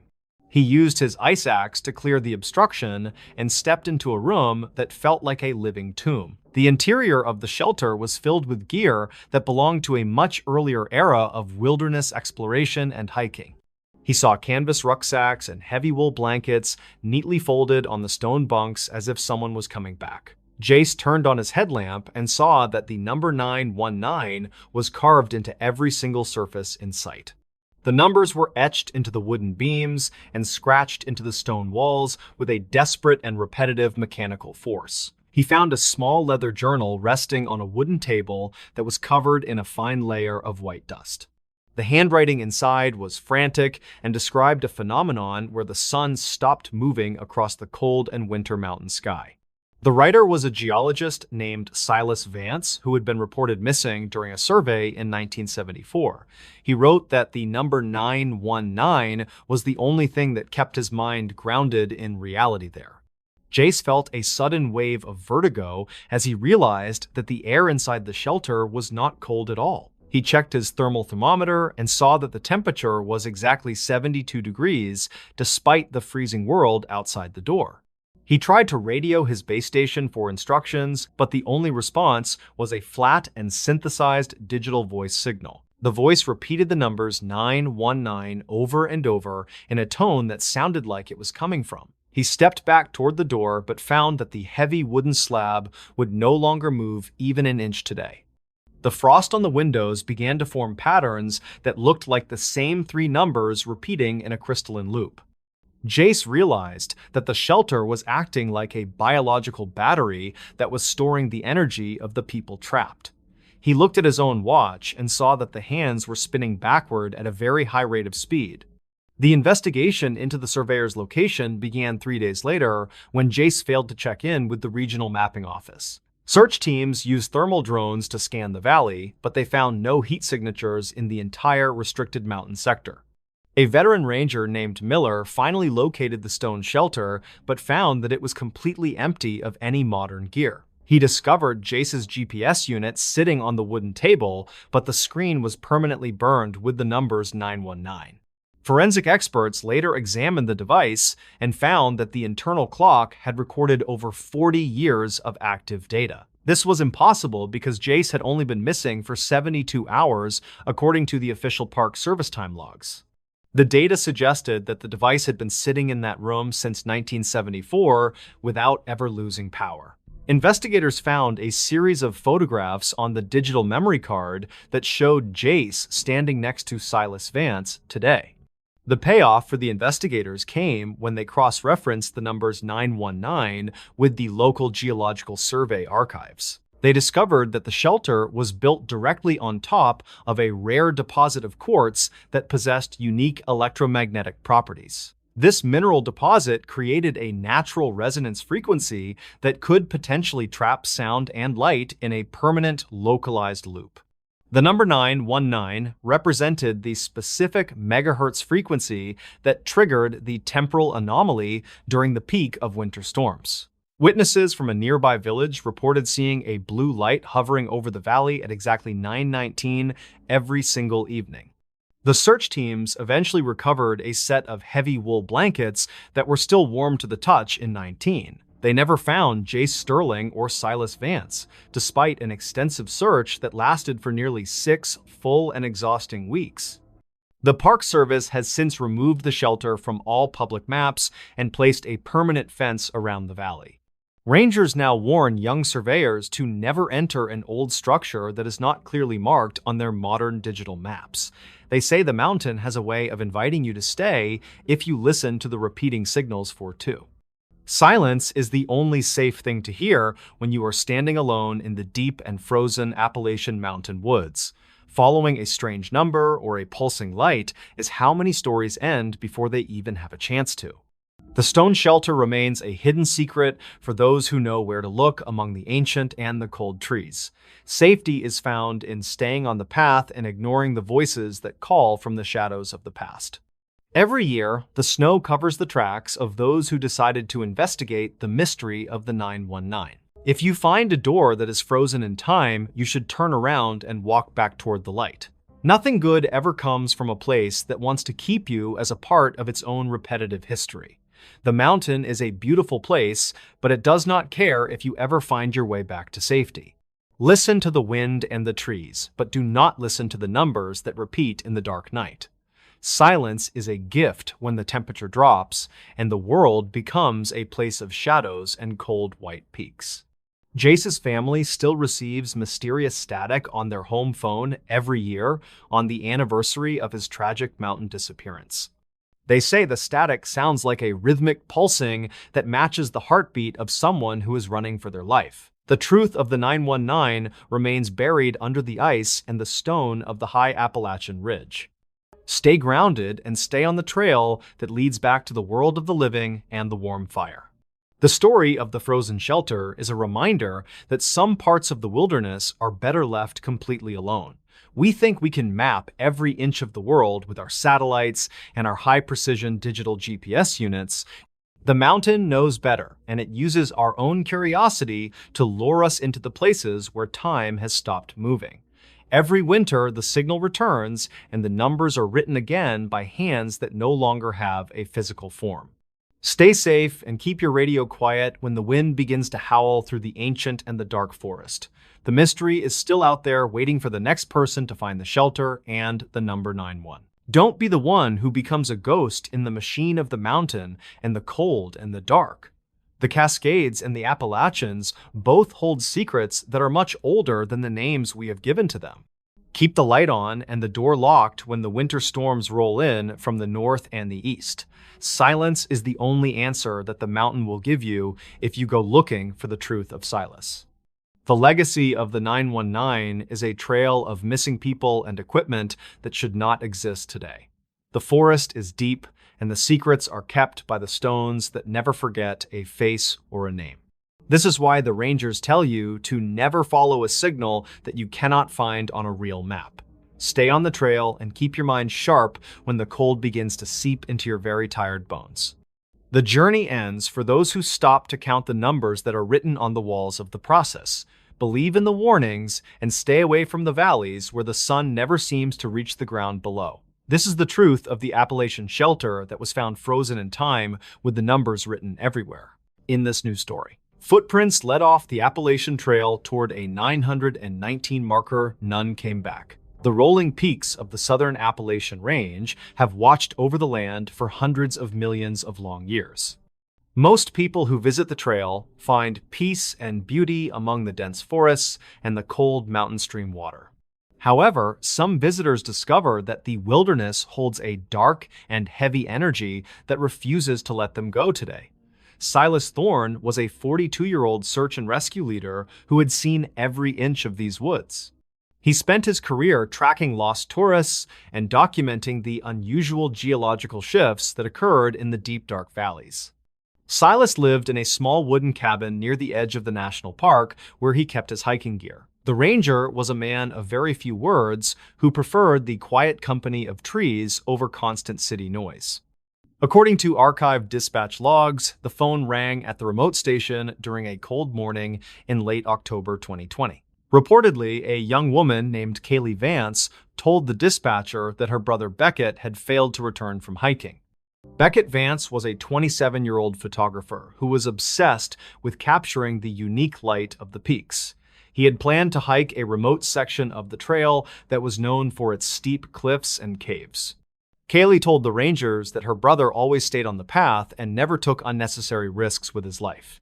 The young man had sent a final text message from a location near a landmark known as the 919 marker.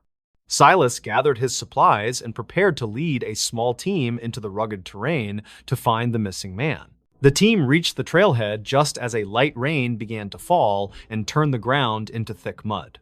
Silas noted that the atmospheric pressure was dropping rapidly, which often made the local animals act in a strange way. He checked his GPS and directed the searchers toward the high ridge where the 919 marker was supposedly located. This specific marker was a weathered stone pillar that had been placed there by a group of surveyors long ago.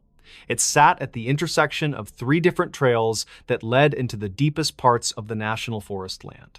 When Silas arrived at the stone pillar, he noticed a set of footprints that were leading away from the path.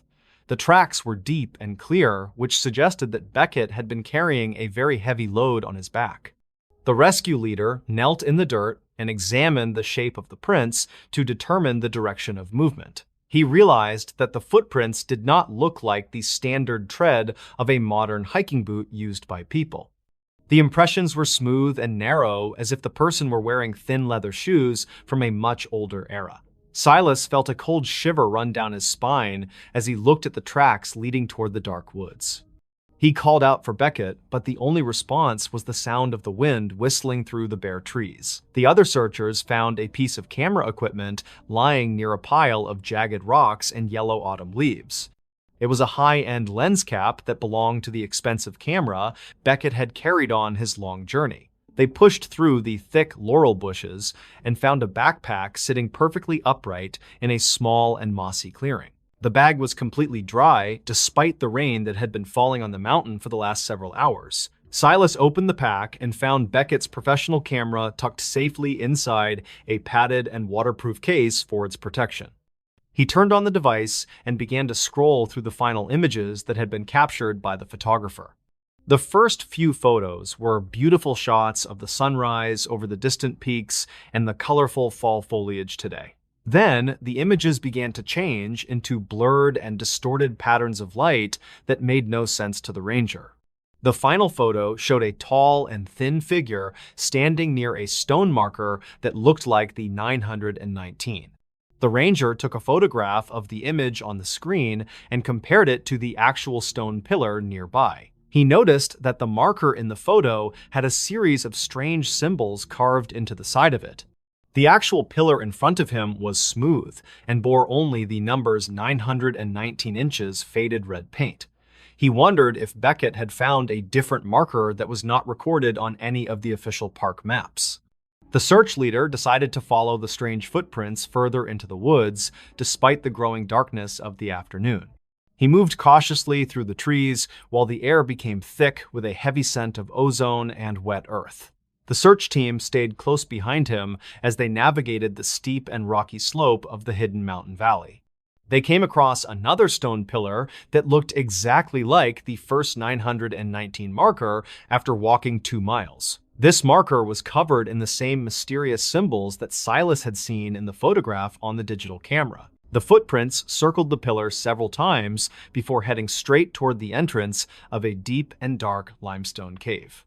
Silas shone his powerful flashlight into the opening and saw that the walls were glowing with a soft blue light.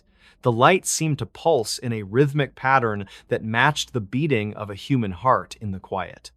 He stepped inside the cave and felt a sudden wave of dizziness that made him lean against the cold stone.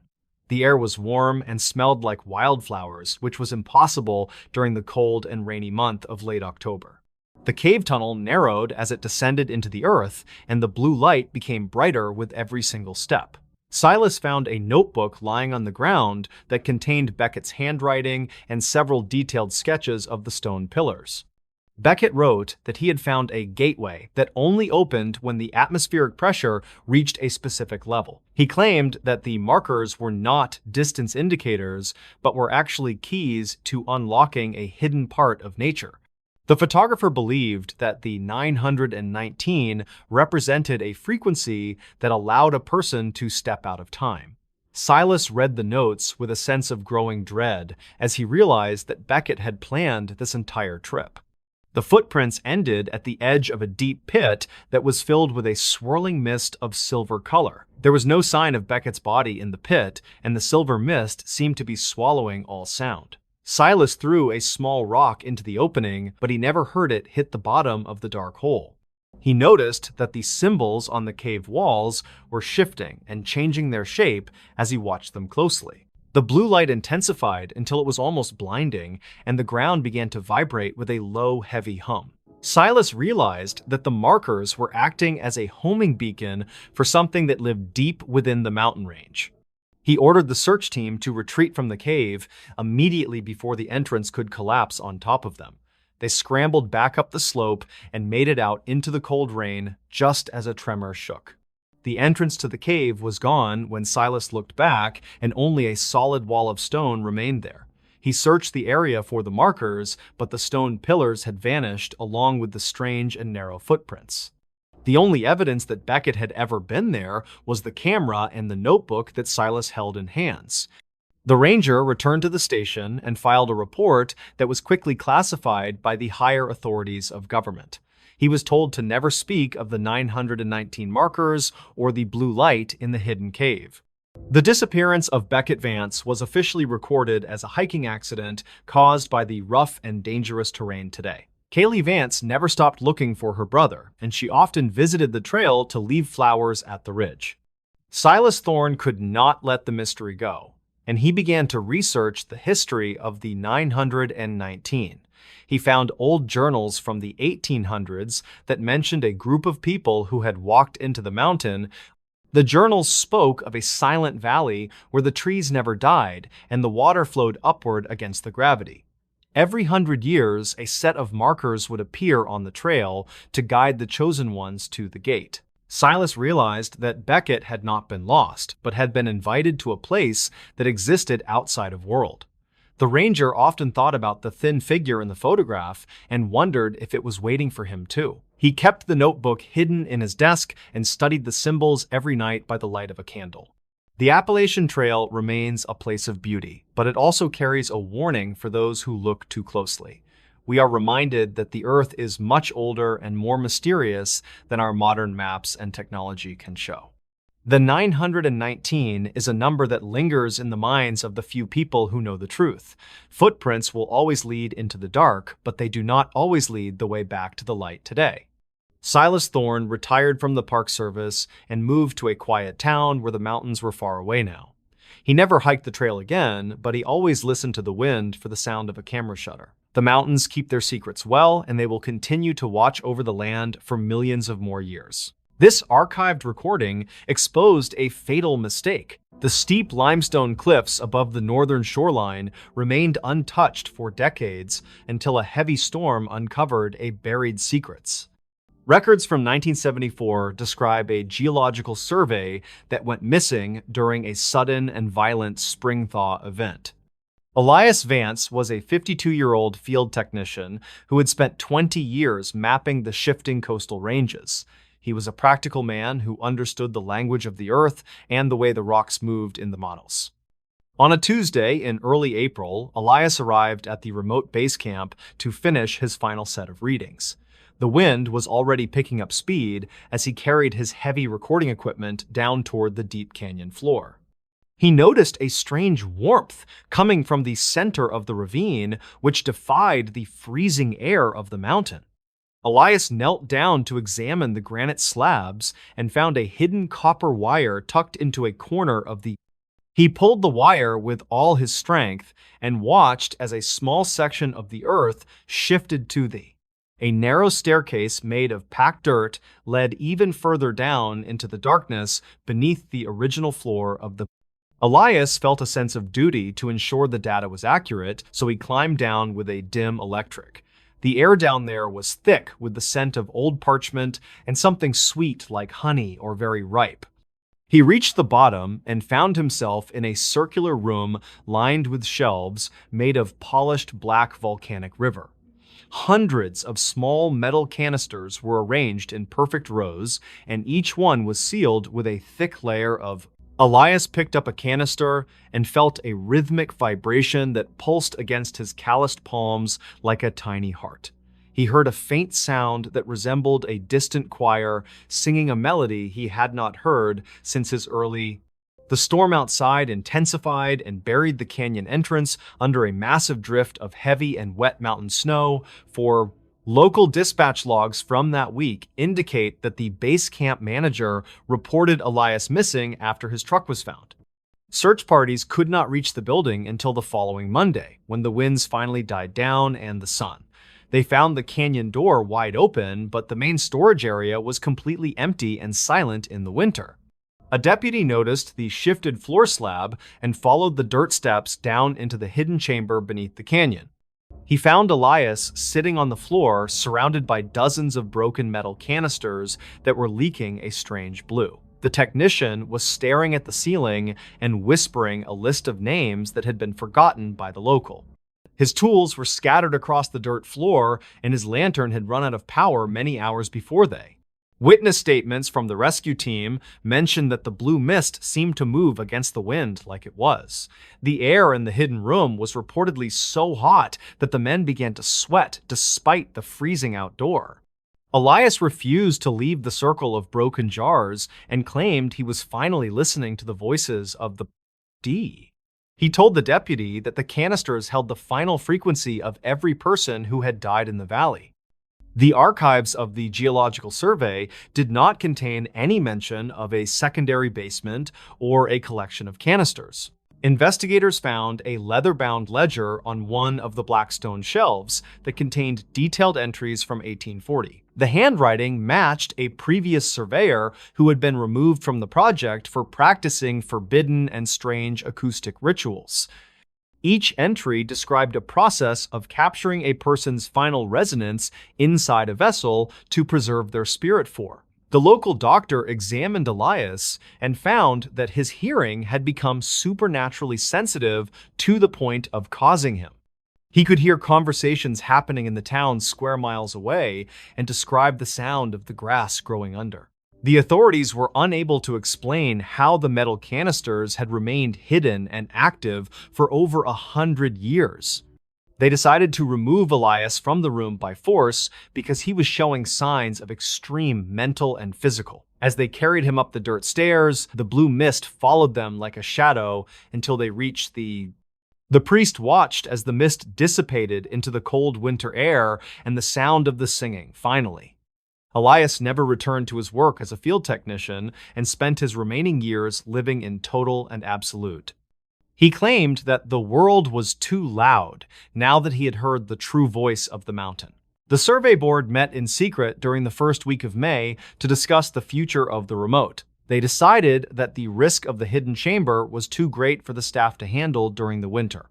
A crew of workers was hired from a different county to ensure that the details of the room remained private. They poured 10 tons of industrial concrete into the hidden staircase until the room was completely filled from floor to... The workers then sealed the metal wire under a new layer of reinforced limestone and bolted the canyon door shut. No one was allowed to enter the lower level of the ravine for any reason for the next 40 years. The official reason given to the public was that the area had become dangerously unstable due to the heavy spring. However, the people who lived nearby reported hearing a faint humming sound coming from the ground during every major coastal. A final report from a structural engineer in 1995 noted that the concrete had developed strange and glowing.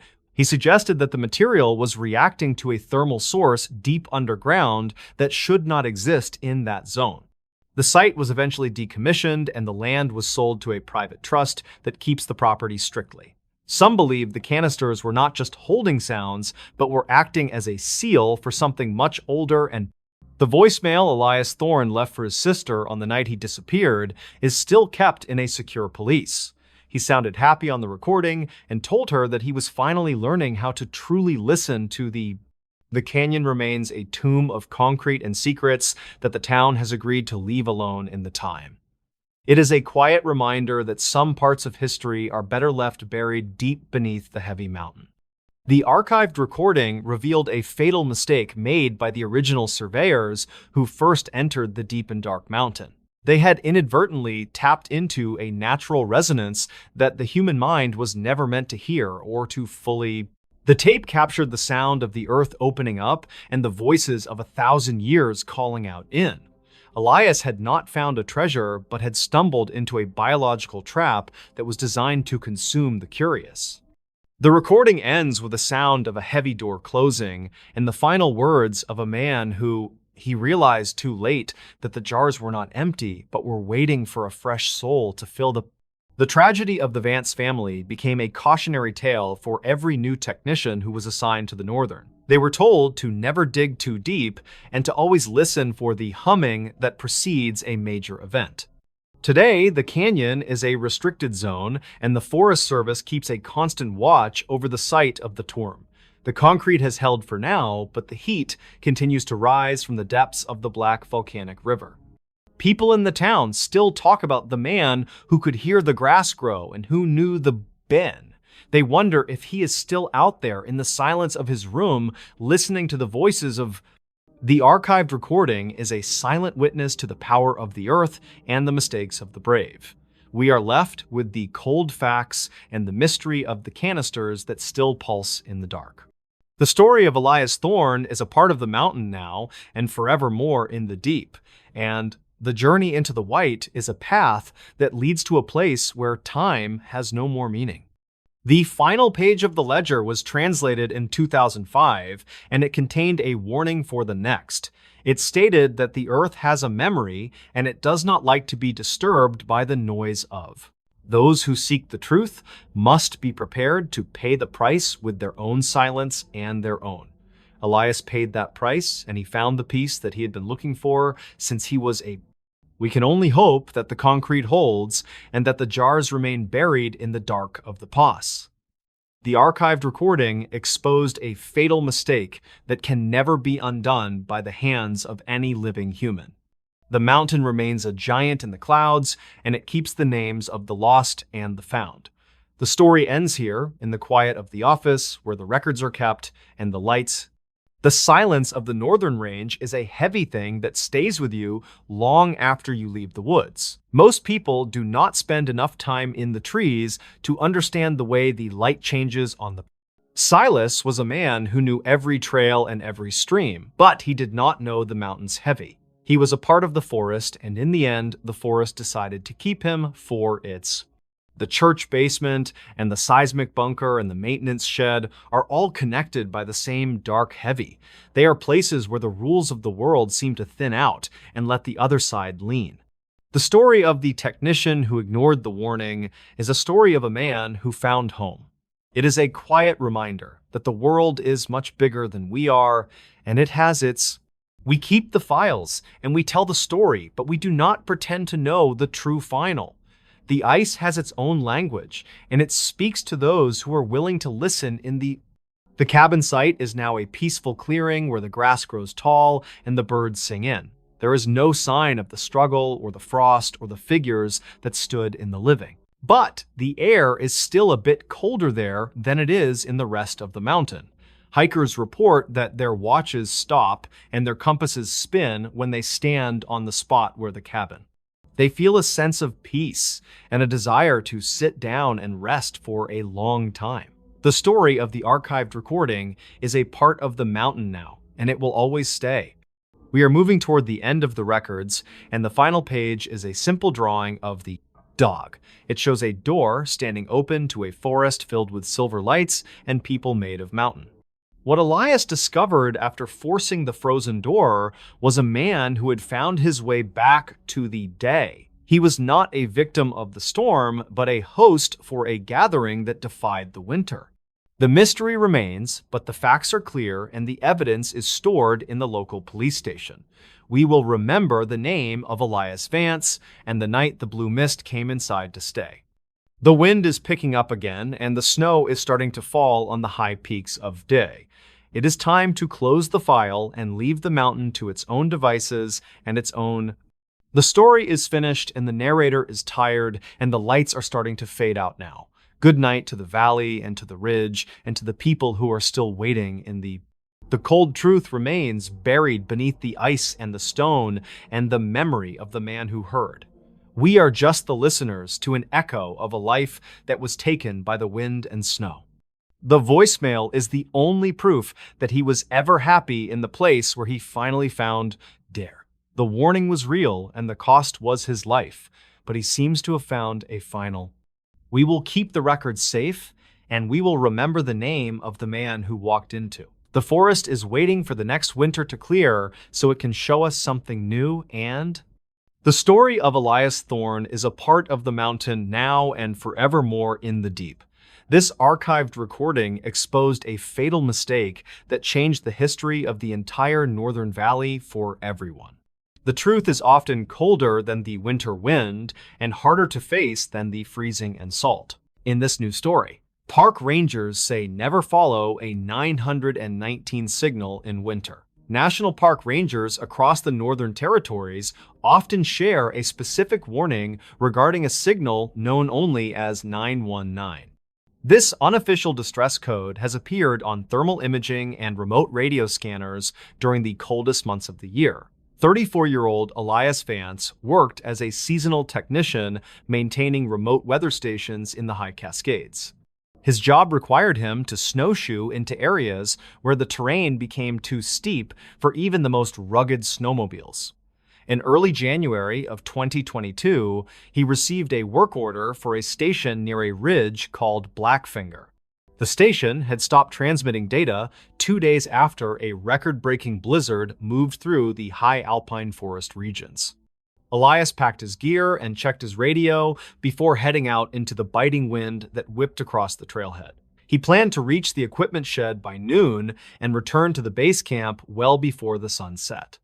The snow was deep and powdery, which made every step a heavy chore for his legs as he climbed upward. He reached the first clearing and noticed something strange about the radio chatter coming through his standard Park Service headset. A faint, rhythmic, pulsing sound began to bleed through the channel, usually reserved for emergency search and rescue operations. Elias stopped and adjusted the squall dial, but the sound only grew clearer as he approached the dense timberline. It was a digital sequence that repeated the numbers 919 over and over in a flat, synthesized voice. He checked his map because there were no active search teams scheduled to be working in this specific remote sector. The voice did not sound like any dispatcher he had ever heard during his 6 years of mountain service work. He continued toward the weather station while the repeating signal began to feel like a physical pressure inside his ears. He reached the weather station, but the heavy steel door to the equipment shed was standing wide open and empty. All of the expensive monitoring equipment had been neatly unscrewed from the racks and placed in the middle of the floor. Elias stepped inside the cold shed and saw a series of handwritten notes taped to the back of the door. The handwriting belonged to the previous technician, who was a veteran outdoorsman named Silas Thorne, who had worked there. The notes described a strange light that appeared on the ridge every night at exactly 9:19 in the evening. Silas wrote that the light did not flicker like a campfire, but stayed perfectly steady against the dark mountain backdrop. One note mentioned that the radio signal started as a whisper before it eventually became loud enough to drown out. Elias looked at the last entry, which simply stated that he was going to follow the signal to its source. He felt a chill that had nothing to do with the freezing temperatures inside the small and dark equipment shed. He radioed back to the base station to report the missing equipment and the strange notes left by his colleague. The dispatcher responded with static at first, but then the 919 signal cut through the transmission again. Elias decided to pack his things and leave immediately because the sun was starting to dip behind the western peaks. He stepped out of the shed and saw a fresh set of boot prints leading away toward the steep cliffs. These prints were deep and lacked the wide gait of someone wearing snowshoes in the soft and dangerous mountain powder. He followed the tracks for a few hundred yards until they stopped abruptly at the edge of a massive drop. There were no signs of a fall and no scuff marks in the snow to suggest a struggle had occurred. He pulled out his binoculars and scanned the valley floor, but saw only the endless white blanket of the forest. The radio signal in his ear suddenly changed from a synthesized voice to a high-pitched and steady metallic ringing. He looked back at the trees and saw a series of symbols carved into the bark of a dead pine. The numbers 919 were etched so deeply into the wood that the sap had frozen into amber crystals. He realized that the signal was not a distress call, but acted more like a beacon for something else entirely. Rangers tell stories about the mountain, reflecting back whatever a person is most afraid of finding in the deep woods. They say the 919 signal is a loop created by the unique mineral deposits found within the ridge. This natural phenomenon reportedly traps radio waves and plays them back with a slight and very eerie digital distortion effect. Elias turned around and began to run back toward the trailhead as the sky turned a bruised and dark purple. He did not look back, even when he thought he heard his own name being called from the high ridge. He reached his truck and drove away while the radio in his dashboard continued to pulse with that rhythmic sound. The veteran technician named Silas was never found despite an extensive search that lasted for nearly 3 full weeks. Search teams found his snowshoes neatly stacked near the weather station, but his heavy winter boots were missing from the scene. Investigators found that the station had been transmitting a signal that originated from deep inside the solid granite of the mountain. This frequency was measured at exactly 9.19 megahertz, which is a band not used by any known transmitter. Park staff now monitor that frequency during the winter to ensure no one else wanders off toward the lonely ridge. They tell newcomers that the mountain has a way of inviting you to stay if you listen for too long. Most people think it is just a ghost story told to keep hikers from taking risks in the winter snow. Elias never returned to the high Cascades and took a job working in the lowlands where the air stays warm. He still keeps his old park radio in a drawer, but he never turns it on during the cold winter months. The mystery of the signal remains a quiet warning for those who work the high and lonely mountain passes every year. Silence is usually the safest thing you can hear when you are standing alone in the deep and frozen forest. Following a voice in the wilderness is how many stories end before they even have a chance to be written. The mountains do not have a voice of their own, so they must borrow one from the people who visit. Safety is found in the trails that are marked and the signals that we actually understand and can clearly verify. Rangers say to ignore the 919 because the source is never something that wants to be truly found. Stay on the path and keep your radio tuned to the channels that the living people still actually use today. Winter has a way of making the world feel small and the mysteries of the forest feel much more dangerous. Every year, the snow covers the tracks of those who decided to follow the signal into the white and gray. If you hear that pulsing sound in your headset, you should turn it off and walk back toward the light. Nothing good ever comes from a signal that asks you to leave the safety of the known and familiar world. The mountain is a beautiful place, but it does not care if you find your way back to the start. Listen to the wind and the trees, but do not listen to the numbers that repeat in the dark night. Silence is a gift when the temperature drops and the world becomes a place of shadows and cold white peaks. Elias knows the truth of the warning because he felt the pull of the ridge on that final winter day. He survived because he chose to believe his eyes over the strange and haunting sounds coming through his small headset. Many others were not as lucky, and their names are now part of the long list of the missing hikers. Keep your gear ready and your mind sharp when the winter wind begins to howl through the ancient mountain trees. The signal is still out there waiting for the next person to listen long enough to feel the cold bite. Don't follow the 919 because the destination is a place where the sun never quite seems to rise. In this new story, a frozen campsite in the Appalachians was found abandoned. 919 was carved into a tree. The winter wind howled through the skeletal trees of the Appalachian Mountains as the search party reached the high ridge. They had been looking for a missing man for 3 days before they finally stumbled upon his remote wilderness campsite. Leland Vance was a 42-year-old forestry consultant who had disappeared during a sudden and violent January blizzard.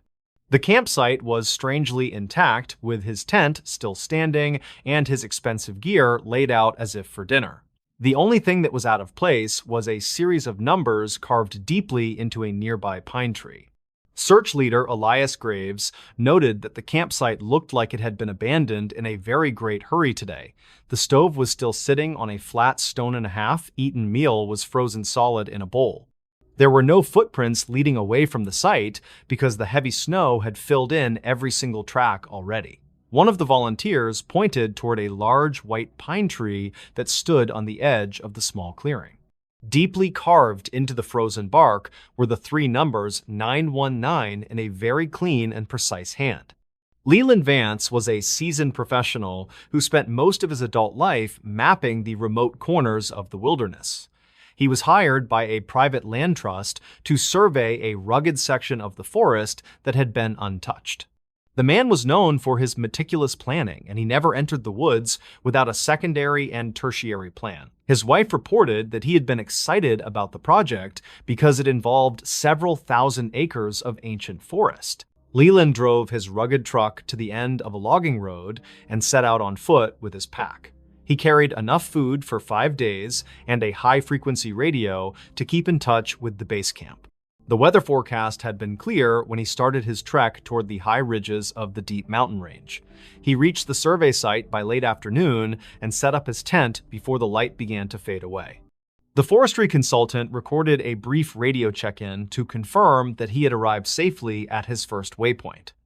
By the second night, a massive cold front moved across the valley and dropped the temperature to 10 below zero. The radio at the base camp crackled to life at exactly 9:19 in the evening with a frantic call.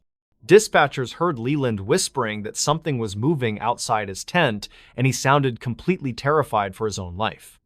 He repeated his coordinates twice, but his voice was drowned out by a loud screeching sound of metal on wood. The transmission cut out abruptly, and the search team was organized within the hour to begin the long uphill trek. They fought through 2 feet of fresh snow and biting winds that threatened to freeze their exposed skin in minutes. The team reached the survey coordinates and found the small clearing where Leland had pitched his green nylon tent. It was standing perfectly straight, and the stakes were still hammered firmly into the frozen and rocky mountain soil. There was no sign of a struggle or any animal tracks in the immediate vicinity of the abandoned campsite. Elias Graves opened the tent flap and found the sleeping bag of the missing man was still warm to touch. It appeared that Leland had stepped out of the shelter only moments before the rescuers arrived at the quiet site. His boots were still sitting by the entrance, and his heavy winter coat was draped over a plastic storage bin. The rescuers were confused because no sane person would step out into a blizzard without their boots or a coat. They fanned out in a circle and began to scan the tree line with their high-powered search and rescue flashlights. That was when they discovered the fresh carving on the pine tree that displayed the numbers 919 today. The wood was still pale where the knife had cut through the bark, and the sap was barely even frozen. Elias checked the GPS location and noticed that they were standing exactly at the 919-foot elevation. This was a strange coincidence, but the search leader felt that the numbers held a much more significant meaning then. The search team spent the next 6 hours combing the ravine, but they found nothing but frozen rocks and ice. They returned to the campsite to pack up the belongings of the missing man for further forensic and legal study. A small notebook was found tucked inside the pocket of the surveyor vest that Leland had left in his tent. The last entry was written in a shaking hand and mentioned a low hum coming from the earth beneath him. Leland wrote that the sound reminded him of a heavy machine or a very large and rhythmic breathing of animal. He noted that the numbers 919 were appearing on the screen of his digital radio every few minutes. The consultant seemed to be losing his grip on reality as he described seeing shadows walking through the white snow. He claimed that the shadows were wearing old-fashioned logging clothes and carrying heavy iron tools from the past century. This final entry was dated only minutes before the last radio transmission was received at the dispatch center today. Regional historian Silas Burke was called to the station to examine the strange carvings and the notes from the journal. He spent hours digging through the county archives and found a folder containing records from the year 1919 today. A massive logging accident had occurred on that exact ridge exactly 105 years before the current disappearance. 9 men had been trapped inside a collapsed mine shaft during a blizzard that lasted for nearly 2 full weeks. The historical records indicated that only 1 man was ever recovered alive from the deep and dark frozen mountain earth. The survivor had been found wandering near a campsite, and he was repeating the numbers 919 over and over. Silas showed the rescuers a photograph of the logging crew and pointed to a man standing in the very back.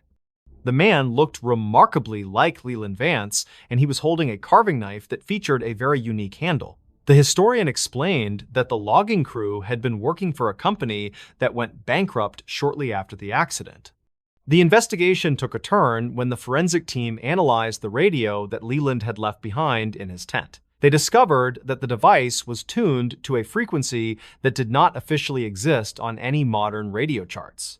The frequency was exactly 91.9 megahertz, and it was broadcasting a loop of old mountain folk music. This music had been popular in the early 1900s and featured the sounds of a fiddle and a banjo. The technicians were baffled because there was no transmitter within 50 miles that could be sending such a clear signal. They followed the signal strength, and it led them to a hidden cave entrance located behind a thick, frozen waterfall. The ice was nearly 3 feet thick, and the rescuers had to use chainsaws to cut through the white wall. Behind the ice was a narrow tunnel that smelled of old wood smoke and the scent of pipe tobacco. They moved deeper into the dark cavern while the radio signal became louder and clearer in their handheld receivers. Inside the cave, they found a small room that had been furnished with a wooden table and a single chair. A kerosene lamp was burning on the table, and it cast a long, flickering shadow against the damp stone walls. Leland Vance was sitting in the chair with his eyes closed and his hands resting flat on the table surface. He did not respond when the rescuers called his name, and his skin felt as cold as the ice.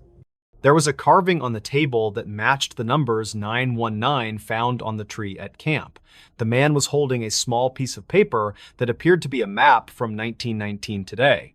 It showed the location of the 9 loggers who had been buried in the mine shaft over a century ago. Leland began to whisper the names of the men in a voice that sounded like it belonged to someone. He claimed that he had to stay in the room to keep the lamp burning for the lost souls. The rescuers carried Leland out of the cave and back to the base camp, where a medical helicopter was waiting. He was treated for severe hypothermia, but the doctors were amazed that he had survived the extreme cold for long. The surveyor had no memory of how he reached the cave or why he had left his gear behind then. He told the investigators that he felt like he was being pulled by a very strong and invisible thread. The man claimed that the numbers 919 were a code to unlock a door that he found. He refused to speak about what he saw behind the door, and he became very quiet after the incident ended. The forestry consultant resigned from his job and moved his family away from the mountain region only a month later. The carvings on the tree were later removed by the Park Service to prevent any other hikers from being lured. People in the valley still whisper about the day the mountain tried to reclaim a life from the current year. A follow-up investigation by the state police found that the cave entrance had vanished behind a new rock slide. They could not find any trace of the tunnel or the room where the kerosene lamp had been burning brightly. The radio frequency 91.9 returned to static, and the mysterious music was never heard on the air. Technicians from the university suggested that the solar flares had caused a temporary rift in the local magnetic field. This explanation did not account for the warm sleeping bag or the physical carving on the frozen pine tree bark. The case was officially closed as a mountain accident with no evidence of foul play or any criminal intent. Leland Vance never returned to the Appalachians, and he refused to even look at a map of the area. He told his wife that some places are not meant to be surveyed by the eyes of living men. The mountain remains silent, and the snow continues to fall over the ruins of the old logging camp ridges. The mystery of the numbers 919 remains a topic of conversation for the hikers who visit the trail. Some believe it was a warning from the past, while others think it was a plea for a rescue. The records of the logging accident are now kept in a secure vault at the County Historical Society office. Visitors can see the photograph of the crew, but the man in the back is now strangely faded away. The image seems to be disappearing from the paper as the years go by since the surveyor went missing. It serves as a reminder that the mountains have a way of balancing the books when it comes to time. We are only temporary visitors in a landscape that has been here for millions of years of shifting ice. The camp at the high ridge is now overgrown with new growth, and the pine tree has finally died. The numbers 919 are gone, but the memory of the call still lingers in the cold wind. The forest has a way of hiding its most dangerous secrets beneath a layer of white snow and dark shadows. We listen for the radio signals, but often find only the silence of the trees and the heavy mountain air. Leland Vance is safe in the valley, but his spirit seems to have stayed behind in that dark stone room. He often wakes up in the middle of the night and whispers the numbers to the empty and quiet air. His family watches him with concern, but they know that some experiences can never be fully explained by science. The Appalachian Range continues to stand as a wall between the past and the present for those who listen. Every winter, the snow falls and the mountain waits for the next person to step off the marked trail. We must remember to keep our lamps burning and to never follow the shadows into the deep frozen woods. The story of the campsite is a warning to all who think they can master the wild and old. Some carvings are meant to stay hidden in the bark of the trees and the memory of the earth. The cold truth behind this coastal lookout in winter: the concrete observation tower on the jagged northern cliffs was built in 1942 to guard the freezing shoreline. Local archives from the winter of 1976 describe a season where the sea ice pushed unusually far south. Silas Thorne was a 54-year-old retired lighthouse keeper who lived in a small cottage near the bluff. He was a practical man who understood the shifting tides and the way the salt spray could freeze on metal. On a gray afternoon in late December, Silas noticed the barometer dropping while a thick mist rolled off the water. He planned to walk to the tower to check the structural integrity of the old iron railing for the county. He checked his heavy coat and grabbed a lantern before heading toward the path that led along the steep cliffs. The first flakes of snow began to fall as he reached the heavy steel door at the base of the brain. Silas forced the rusted door open and felt a strange wave of warm air rising from the dark stone stairs. This was confusing because the tower had been abandoned for years and there were no heaters inside the cold structure.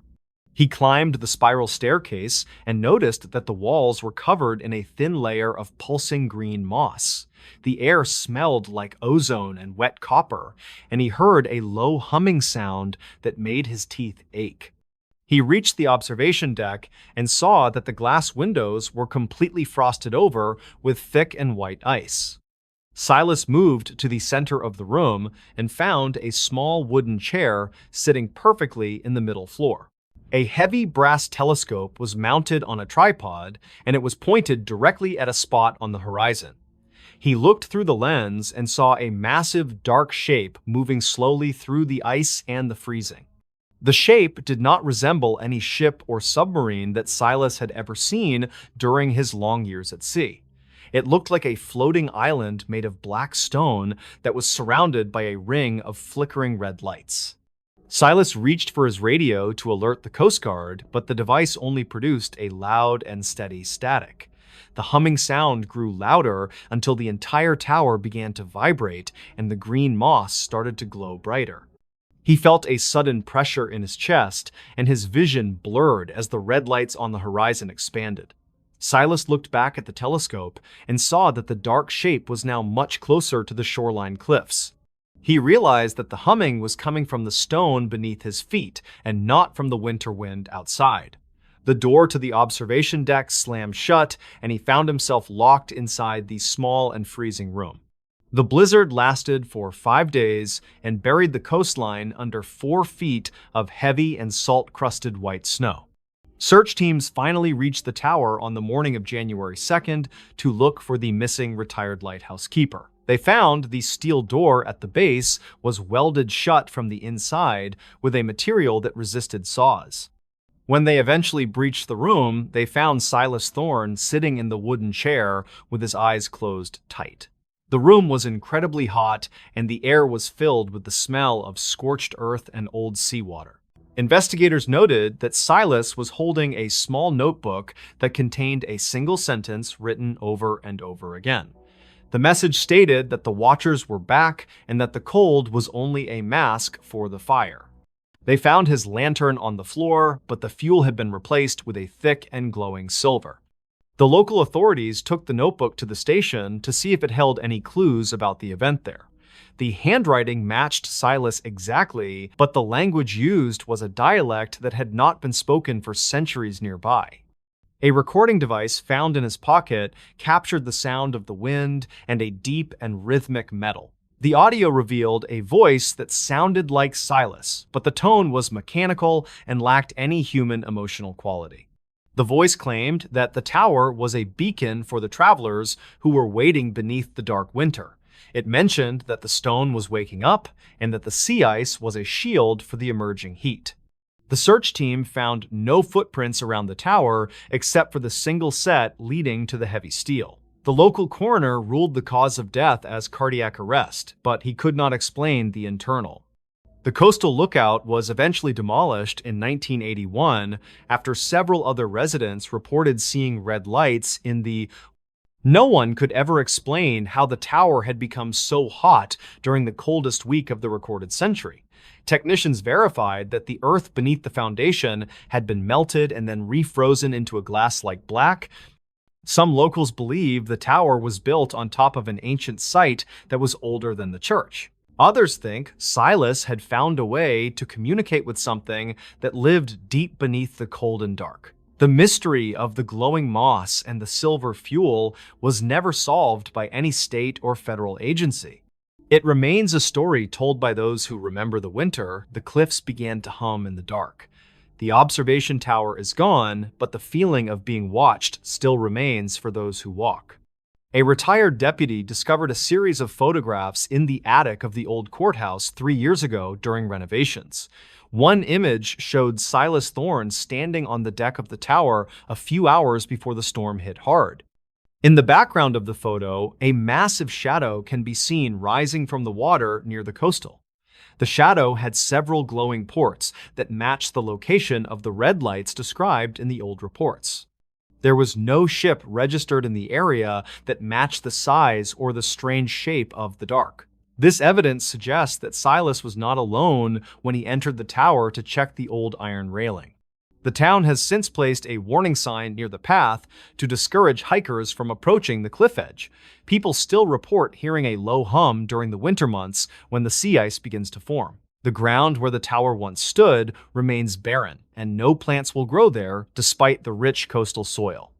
Structural engineers who visited the site in 2010 found that the magnetic field was still highly unstable. They suggested that a massive energy discharge had occurred within the stone foundation during the peak of the storm event. Silas Thorne was buried in the town cemetery, but his name is often whispered by those who fear the dawn. The story of the lookout is a reminder that the ocean holds secrets that we are not meant to. We build our towers to watch the world, but sometimes the world is watching us from the deep dark. The silence of the cliffs is a heavy thing that stays with you long after you leave the... Sometimes the truth is colder than the winter wind and harder to face than the freezing and salt. The voicemail Silas left for his sister was the last time anyone heard his natural voice before the search ended. He sounded confused and told her that the horizon was burning with a light that had no heat at. He mentioned that the telescope was showing him a city that was built out of ice and black stone. The recording is a haunt that plays in the minds of the people who still live in the... It is a voice from the center of a blizzard that should have been silenced by the cold wind. We are left with the empty cliffs and the memory of a man who saw too much there. The journey into the white is a journey that everyone must take when the signal is finally right. The shadows are just waiting for the next deep freeze so they can show us the way. The truth is buried deep, and the mountain is silent, and the sea keeps its own dark secret. Today, the lookout is just a memory and a few scattered pieces of concrete on the jagged and sharp. No one goes up there during the winter months, and the birds have stopped nesting in the nearby trees. The mountain sits in the mist and waits for the next person to ignore the warnings of the wind. The cycle of the snow and the wind and the lights continues as it has for many years. The memory of Silas Thorne is a ghost in the records and a whisper in the cold salt. Sometimes the things we find on the cliffs are just the things we left behind a long time. The journey into the white is a path that leads to a place where time has no pass. The shadows are waiting for the light to fade so they can show you the truth of the lookout is gone, but the watchers are still there in the deep and freezing and silent.